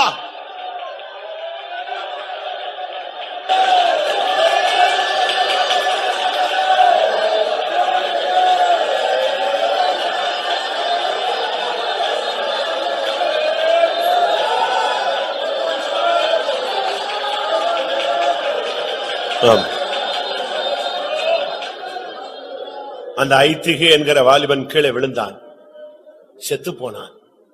அந்த அப்போஸ்தலன் போய் அவன் மேல் விழுந்தான். அவனை தூக்கி, அந்த பைபிள் அழகா சொல்லியிருக்கு, அவனை தூக்கி அவன் அணைத்துக் கொண்டான். அவன் உயிர் அவனுக்குள் வந்தது. விழுந்து விட்டாய், இனி உனக்கு வாழ்க்கை முடிந்து போனது, ஊழியம் முடிந்து போனது என்று பிசாசு பேசிக் கொண்டிருப்பான். இன்னைக்கு கர்த்தர் உன்னோடு பேசுகிறார். ஆமென்.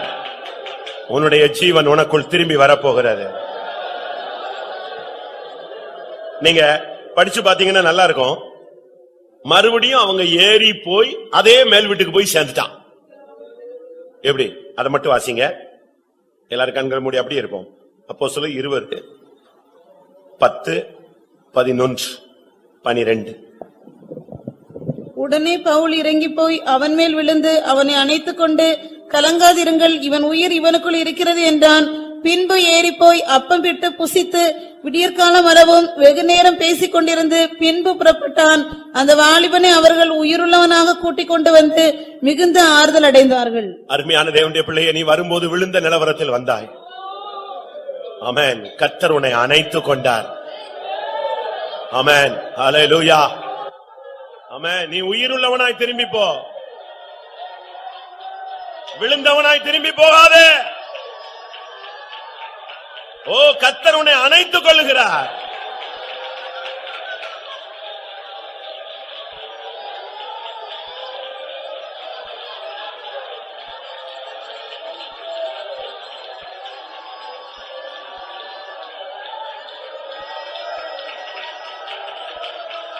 ஹல்லேலூயா, ஹல்லேலூயா, ஹல்லேலூயா. ஆமென். இனி விழாதபடி எச்சரிக்கையாயிரு. ஒரு பிரதிஷ்டை பண்ணிக்கொள். ஹல்லேலூயா. ஒரு தீர்மானம் எடுத்துக்கொள்.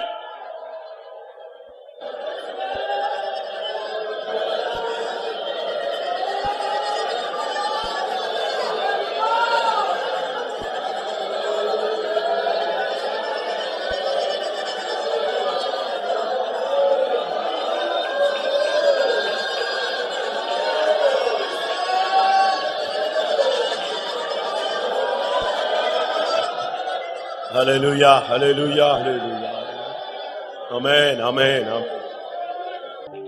உன் ஆத்துமாவுக்கு தெரியும், உன் ஆத்துமாவுக்கு தெரியும் உன்னை எத்தனை விசை கர்த்தர் தூக்கி விட்டார், எந்தெந்த இடங்களில் கர்த்தர் உன்னை தூக்கி விட்டார், எந்தெந்த இடத்திலெல்லாம் நீ தடுமாறினாயோ அங்கெல்லாம் அவருடைய கரம் உன்னை தூக்கினது.